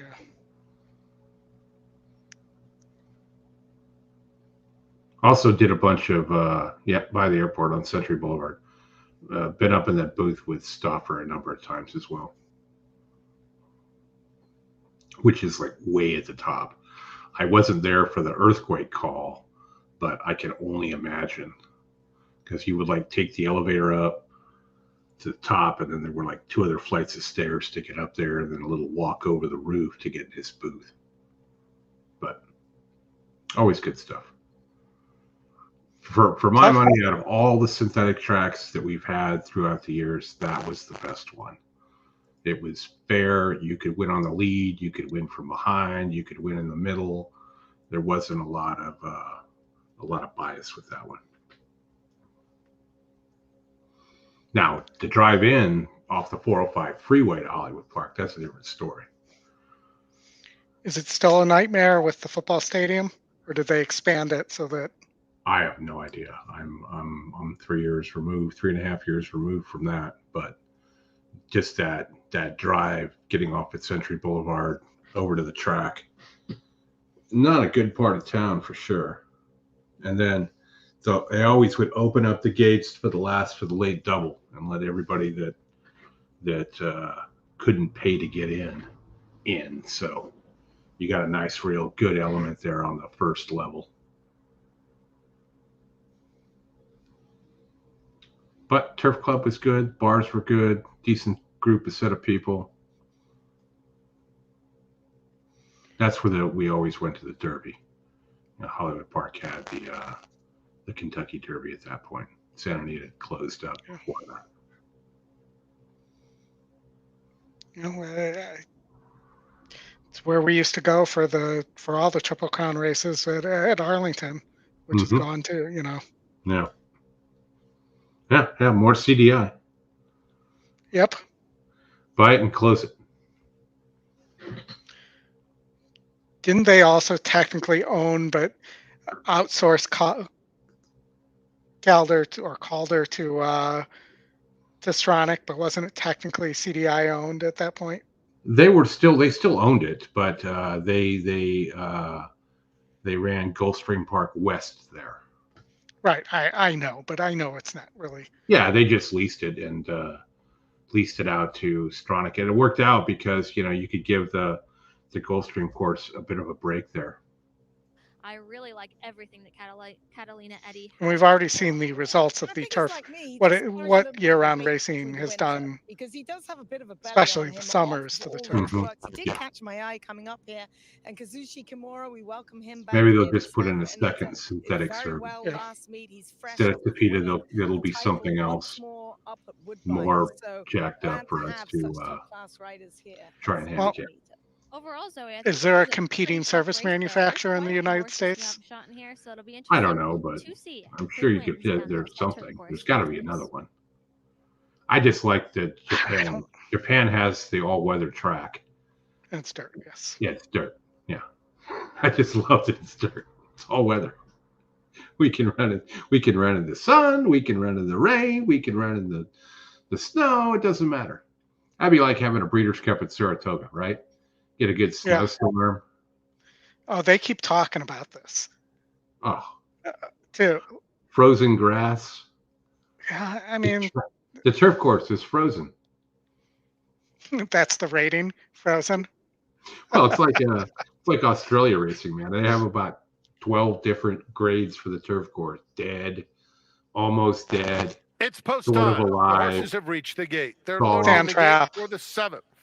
Divots. Lots of sand. But that's all they're running over there. So it seems to work. Yeah, but they run the wrong direction. I tell you, they run both ways there. But the amount of years I've been watching races there, you don't see that many breakdowns there. It's crazy. Yeah. Do they have claiming races in Australia? I know they don't in Europe. Old Turf Pick 3 and the late no, it's all that. With over $1 million wagered thus far. Thank you to our fans. Living Life coming up. Thank you to our computer-assisted wagerers. Yeah. And just remember, this is courtesy of Stronach. Hawker steps forward in the Horonis colors. Getting the FanDuel stream. Thanks to the Stronach track for letting us show Dr. Soulfire. And boo to all the other tracks. And Catalina Eddy to complete the line. We're not siphoning off any real big dollars for you. And they're off. And it's a fast start for Booksmart, who takes command at once, opening up about a length in the first few jumps. Neon Lights and Catalina Eddy are second and third as they run down the hill. And then comes Beef Winslow racing in fourth. Hawker fifth at this point, 6 lengths off the lead. Then comes Minister Shane, who's racing along the inside. Between rivals comes King Apollo with Dr. Soulfire outside of that pair. Manitou is second to last, and Living Life is at the back of a strung-out field. It's Booksmart, the controlling speed under Edwin Maldonado, pursued by Catalina Eddy, a length back second. Another 3 back to Neon Lights in third, followed by Beef Winslow and Hawker, who are right together, joined widest of all by Dr. Soulfire. I want to fall over watching them go down. Going. He has about 5 lengths to make up at the top of the stretch, and it's wide open. Here's Beef Winslow on the outside, storming to the front at the furlong pole, opening up 2. Booksmart, Catalina Eddy, a late run coming from King Apollo with Hawker, but it's a way too fast performance for Beef Winslow. Another for Flavian Prot, strolling in to win by more than 4. Booksmart second, King Apollo third. Photo for fourth involved an oncoming Living Life, and behind them it was a battle that included Minister Shane and Catalina Eddy. Well, you had the right idea there. That wasn't. I mean, but you could have gotten to that 4 pretty easily too. Well, sure, Pratt, Grass. I mean, second pick. Yeah. 20% to win. Mm-hmm. It's just whether my question on this horse was whether first, it wanted to second, sprint. 6 King Apollo third. Yeah, and again, if you picked one there, and this is where I got to give you credit because you picked the 7 over the 4. The 4 won. You live with the results, but you go too deep there, and that screws up the rest of your play in terms of what your cost is. So, you got to plant a flag somewhere in these types of things, and kind of go from there. I hear you. And I in the pick 5, the 4 and the 7 didn't make a difference in what the payout's going to be, because I guarantee you a lot of people took both of those at least. Yeah, you could have bloated that first end up pretty big. And even the trifecta at $1, 5 to 2 over 2 to 1 over 4 to 1 is not going to pay very well. Yeah, we'll look that up just to see what it does. I mean, it's hard to get historical examples. I could go back and look at Equibase, but I'm not going to do that now. All right, Ollie, 4 minutes to the Golden Gate. This will probably be the last one we'll cover at the gate. Closing out the early pick 5 there, and then we've got 14 minutes to Santa Anita, where you can work up a golden hour and maybe a late pick 4 there, and then we'll watch that one and call it a day. All Sound right. good? Sounds good. All right. Let's go to the gate. Let's look at what we can do here with the horses at Golden Gate here. Maiden race. Yeah, good size field. Low level maidens. Big GSR on the favorite, the 4. Second win, or second pick, top win. Over 3 at the distance. Been running at this level quite a bit. Well, not quite a bit, but enough. 3 times and hasn't gotten home. Well, no significant works here on any of these horses. The 2 is interesting. It's LLL Cool with no J. With no J. So take that for what you want. The 7's lightly raced. Could improve. The 9, the top pick. Looks like it needs to be on the lead and looks like it needs to stop. Am I wrong? I mean, no, you're not. I mean, I kind of lean to the 6 and the 4 here, but yeah, looks like a stopper. John Franco would be proud of that, or Steve Bedrosian, because it stops. Yep. All right, let's see. What about the I'm just looking at what doesn't match the win percentage. The 6 at 3% is sitting at 5 to 1 right now.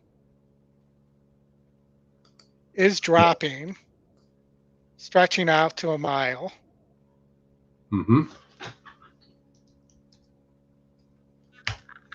Has never run. Well, it ran on dirt at this low of a level, but hasn't run on synthetic at this low of a level, and didn't run poorly against 40s, against 12K maidens at 6 furlongs. You're right.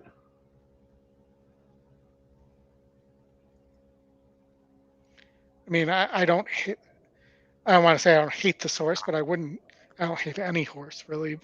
No reason to hate a horse, but you're getting a little bit there. Let's look at the 13% 5, Vinnie Bob, who's top SOR. Is he related to Bob Vinnie? Related to the quarterback of the New York Giants? Quarterback. Oh, what's his name? DeVito. Yeah. This might be the agent, Vinnie Bob. Vinnie Bob. The agent's funny. I've enjoyed that act a little bit. Yeah, I think after the last performance that the personal appearance fee is going down. Yes. Like Vinnie Bob. Another horse that You have this 5.5 effort against maiden special weights. It's just 2022. Just doesn't win. Yellow. No yellow, man. Not even. Oh, it's maidens, obviously. Yeah. Not really yellow, but lots of white. Too much white. Too much white. But 13%, and you're getting 11 to 1. Mm-hmm. LL Cool J, you're getting 12 to 1 on. Or I'm sorry, LLL Cool. Yeah, don't get us in copyright trouble again. You sung 2 songs and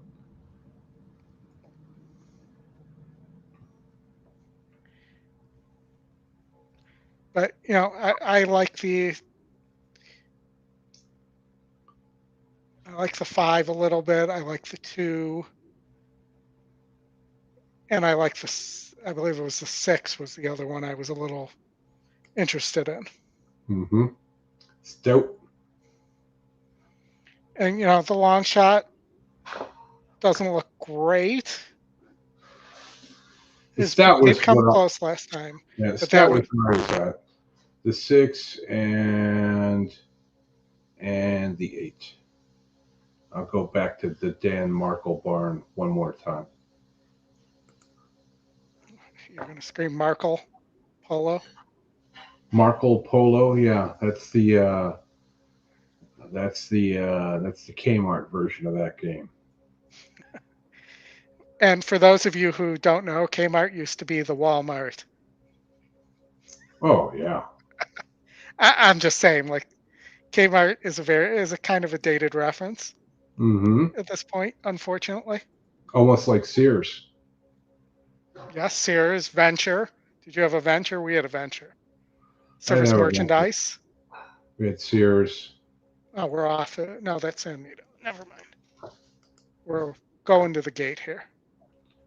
So I ended up playing 652 exacta box. 652 exacta box. Blue light specials, Brad. Exactly at Kmart. You better believe it.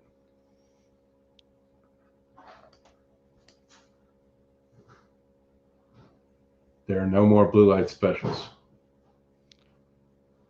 There are still some Kmarts, though. Not very many. Not near me, but there are some. Brad and Scott are 2 of the older gentlemen in the group to remember Kmart. Attention Kmart shoppers. Yes, John. Way to go. Nice to know you're in my age bracket. Favorite, the Slap. Blue and yellow silks. All right, the Slap. We got to fade the Slap here. Kevin Radke. Laura's Kiddo. Have you seen that LL Cool? Like UFC, the Dana White slap face slapping competition? Yeah, that's the lamest thing ever. The Slap back down to 6 to 5, 9 to 2 on Stout, 9 to 2 on Playboy Style.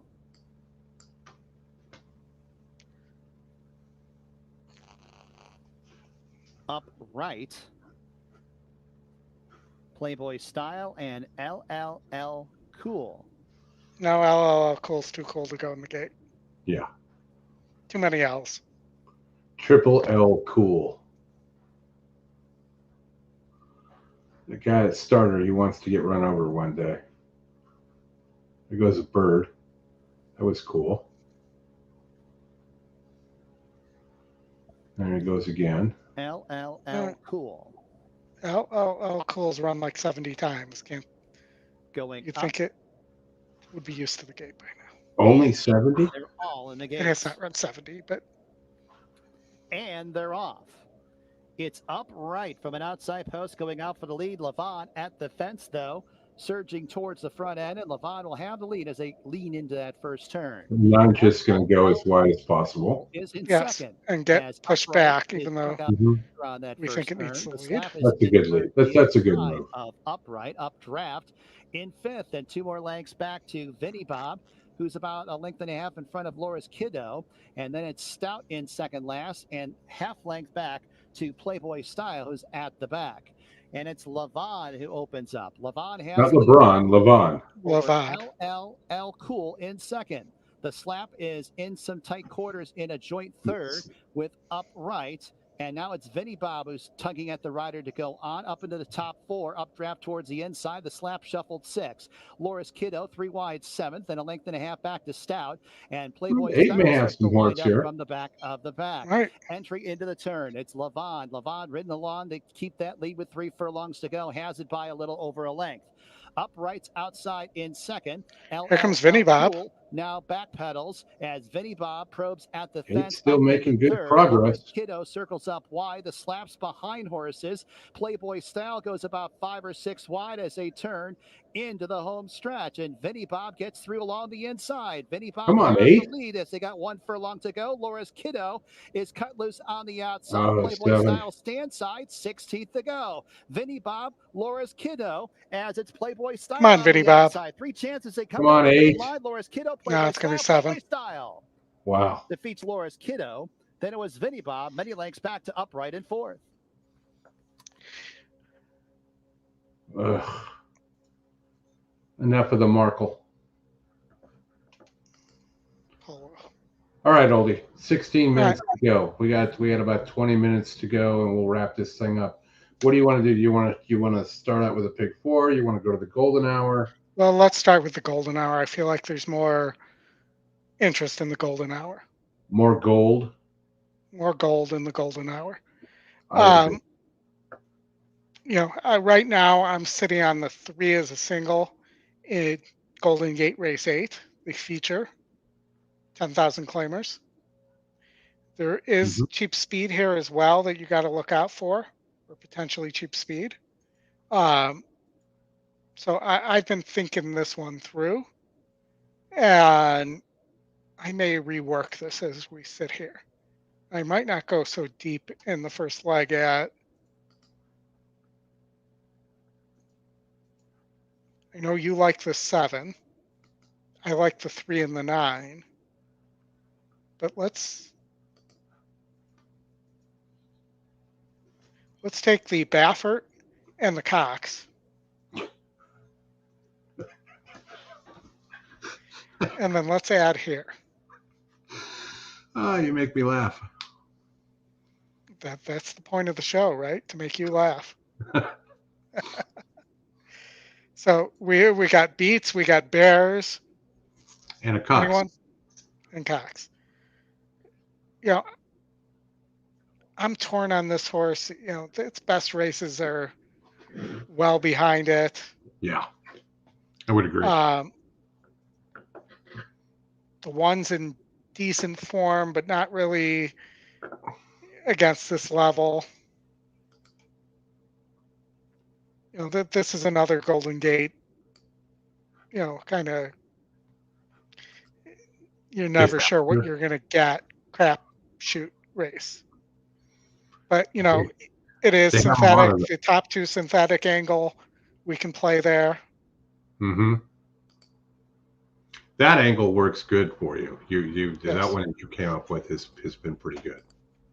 So why not 3, 7, 3, 7, 5, 6, 8, 10, 1, 2, 4, 6, 8, 12. Mm-hmm.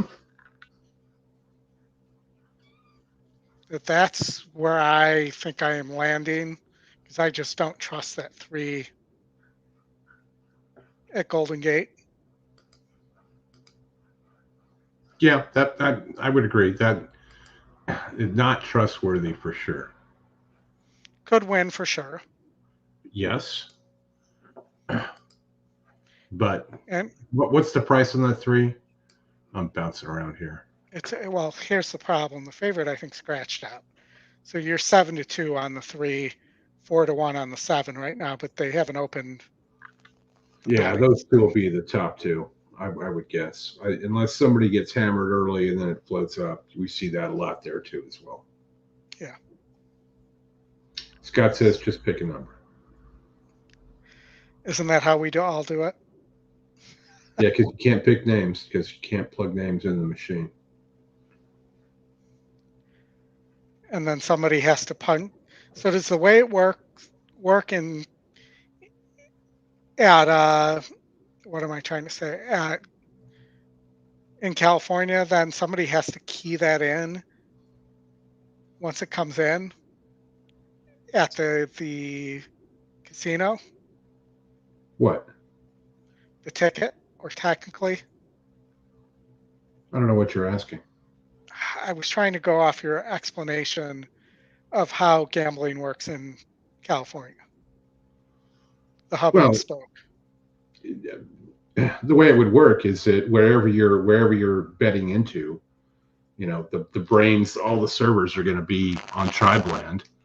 That's the way it is here. I mean, so when I go to my app, the Hard Rock Bet app, and that's the only provider we have here. Yeah, it's crazy to me. Everything is on tribe lands, and as long as you're inside the state, you're good to go. They're going to try and expand that to many other things as time goes on, but there's a few other court decisions that have to come out.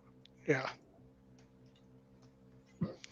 No, and I get it. I mean, each state has their own system, and we have pretty much it. The way it was designed was there was a head start for the physical facilities to get their stuff out, and then after I think it was 6 or 9 months, any online system that wanted access to Illinois and could pass the financials and everything like that and pass the gambling board could come here. Yeah, Scott, that's the way it is in California. It's all tribes. And card rooms. But we literally have every. I mean, all right, you got 10 minutes to post. 10 minutes to post. So we want to look at a pick 4 also at Santa Anita. Sure. Right, you're gonna post that golden hour bet. I just did in the main WhatsApp chat. Why don't you dump the WhatsApp chat link to get in there into the YouTube chat and throw it on the and shoot it to me, and I'll put it on the Twitter one. Give me 1 sec here. Well, just post it there. I can. Well, no, send it to me too. 2 different computers. Fight via group link. Copy link. All right, here we go. I love when it doesn't paste. There we go. Sweet. Dump it in the our chat on WhatsApp.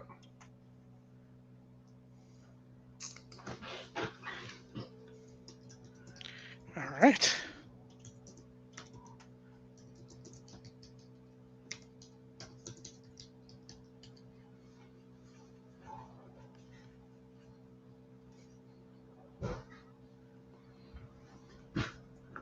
All right, let's look just real fast at a pick 4.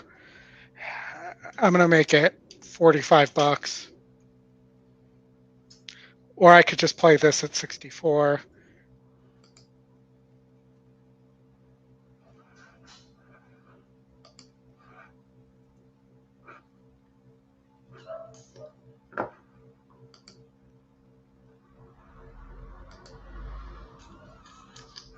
But I think I like 2, 3, 7, 8.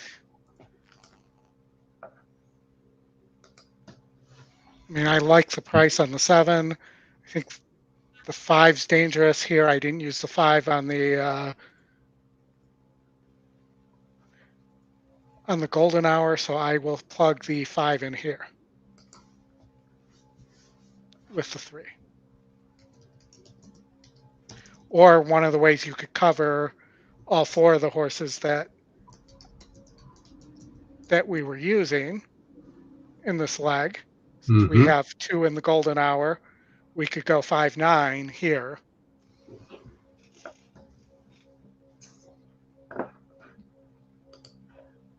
As well. So it's a matter of, do you want to be, if one of those horses hits, do you want to be alive in both?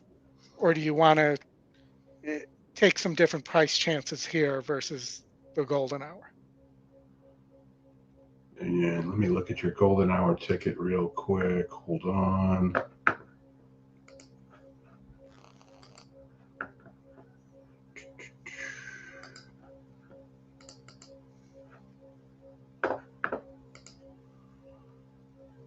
That is 5-9.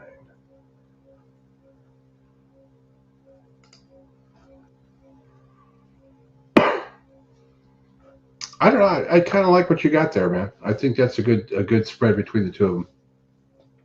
Yeah, I mean that's.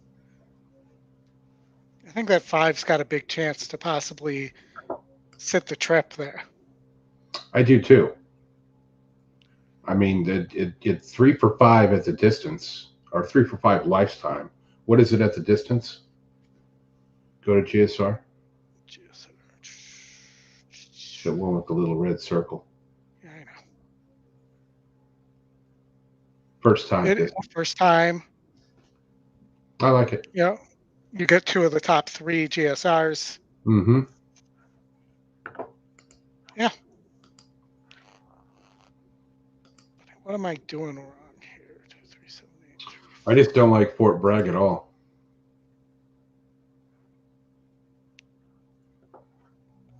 Yeah, I mean, between them, that would be, if I had to drop one.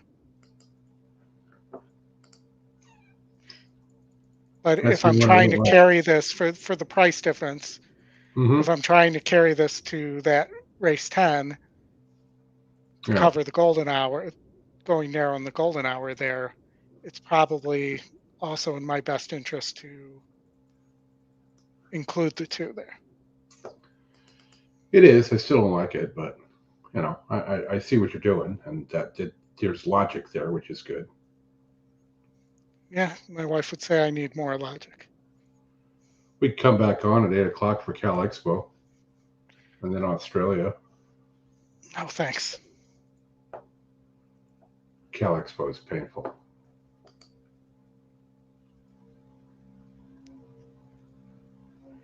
I am not familiar with Cal Expo. It's harness. Yeah. I mean, we know people who've done really well with harness, so. Yeah. Race 9, the 4 is my single and best bet of the day.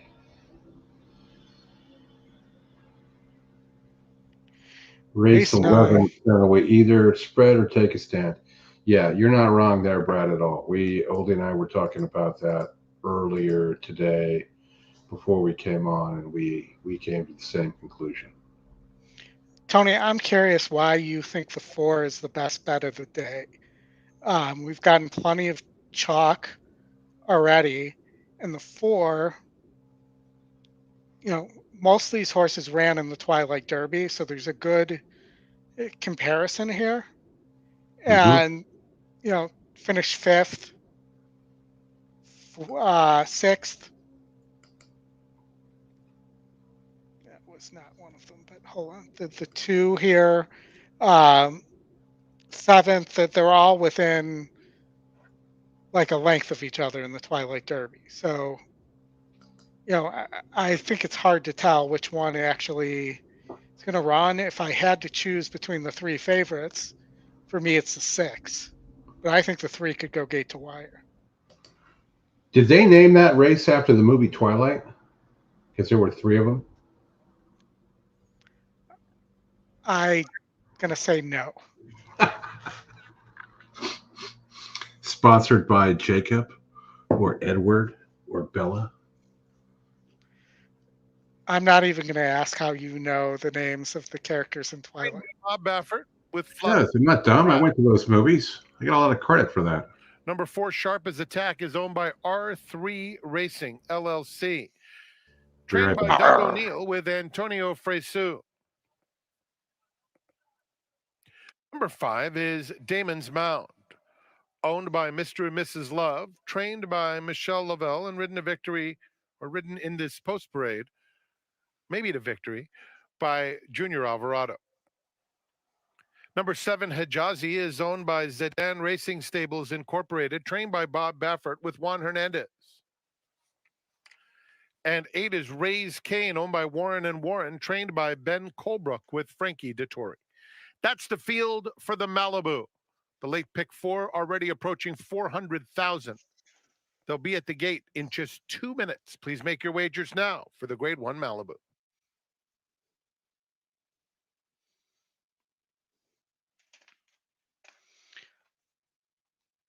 Speedboat Beach right now, the slight favorite in the Baffert off.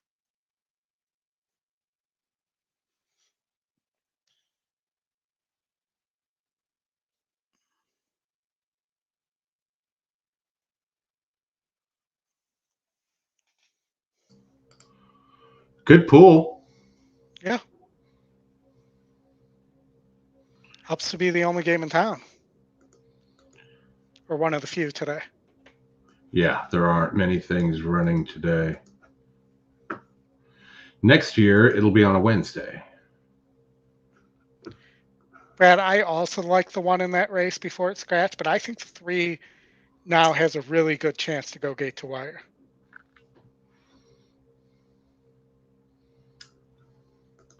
The 3, Oldie, you say? Not here. Next race. Next race. But yes, the 3 has a chance to go gate to wire here too.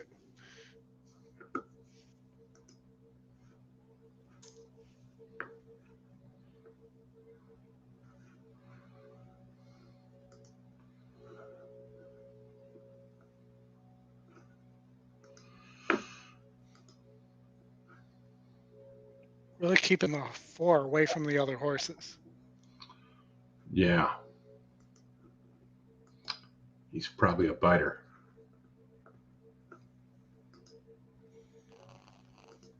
So do we think that Dettori finds his way onto a Derby horse this year? No. No? I don't think so. You think if he does, it'll be, Spanish Chestnut or something like that. Spanish Chestnut. Zero chance to win. The win percentage is 0.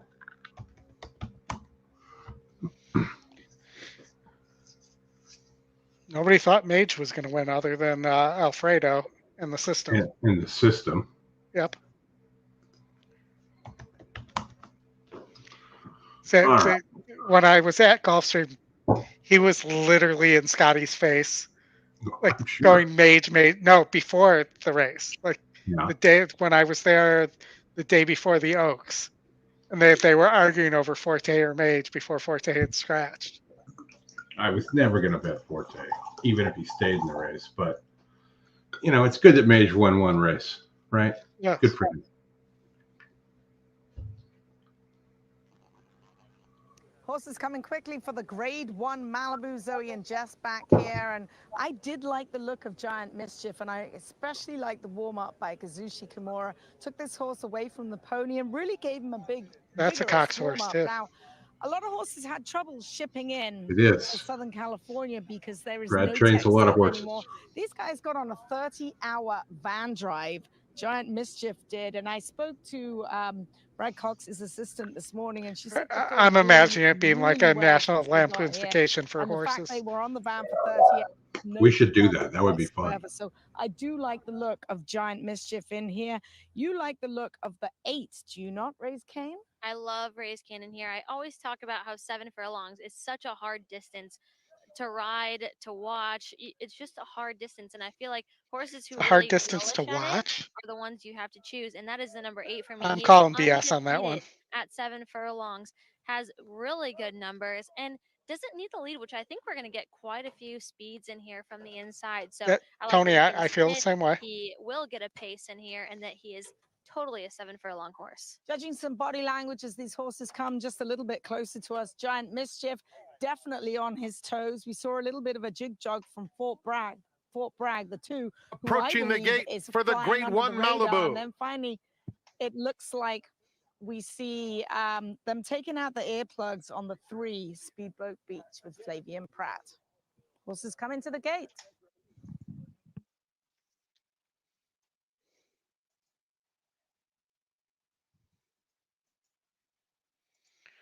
As they get to the gate for the Malibu, we once again thank our wonderful partner, Mathis Home, for sponsoring the Santa Anita Mathis Mile and for their generosity in helping raise money for Karma, the aftercare charity. If you donate $10 or more, you receive a plush horse from Mathis Home donation centers at the East Gate and the Clubhouse Gate. It's post time for the Malibu Stakes. They're about to move in.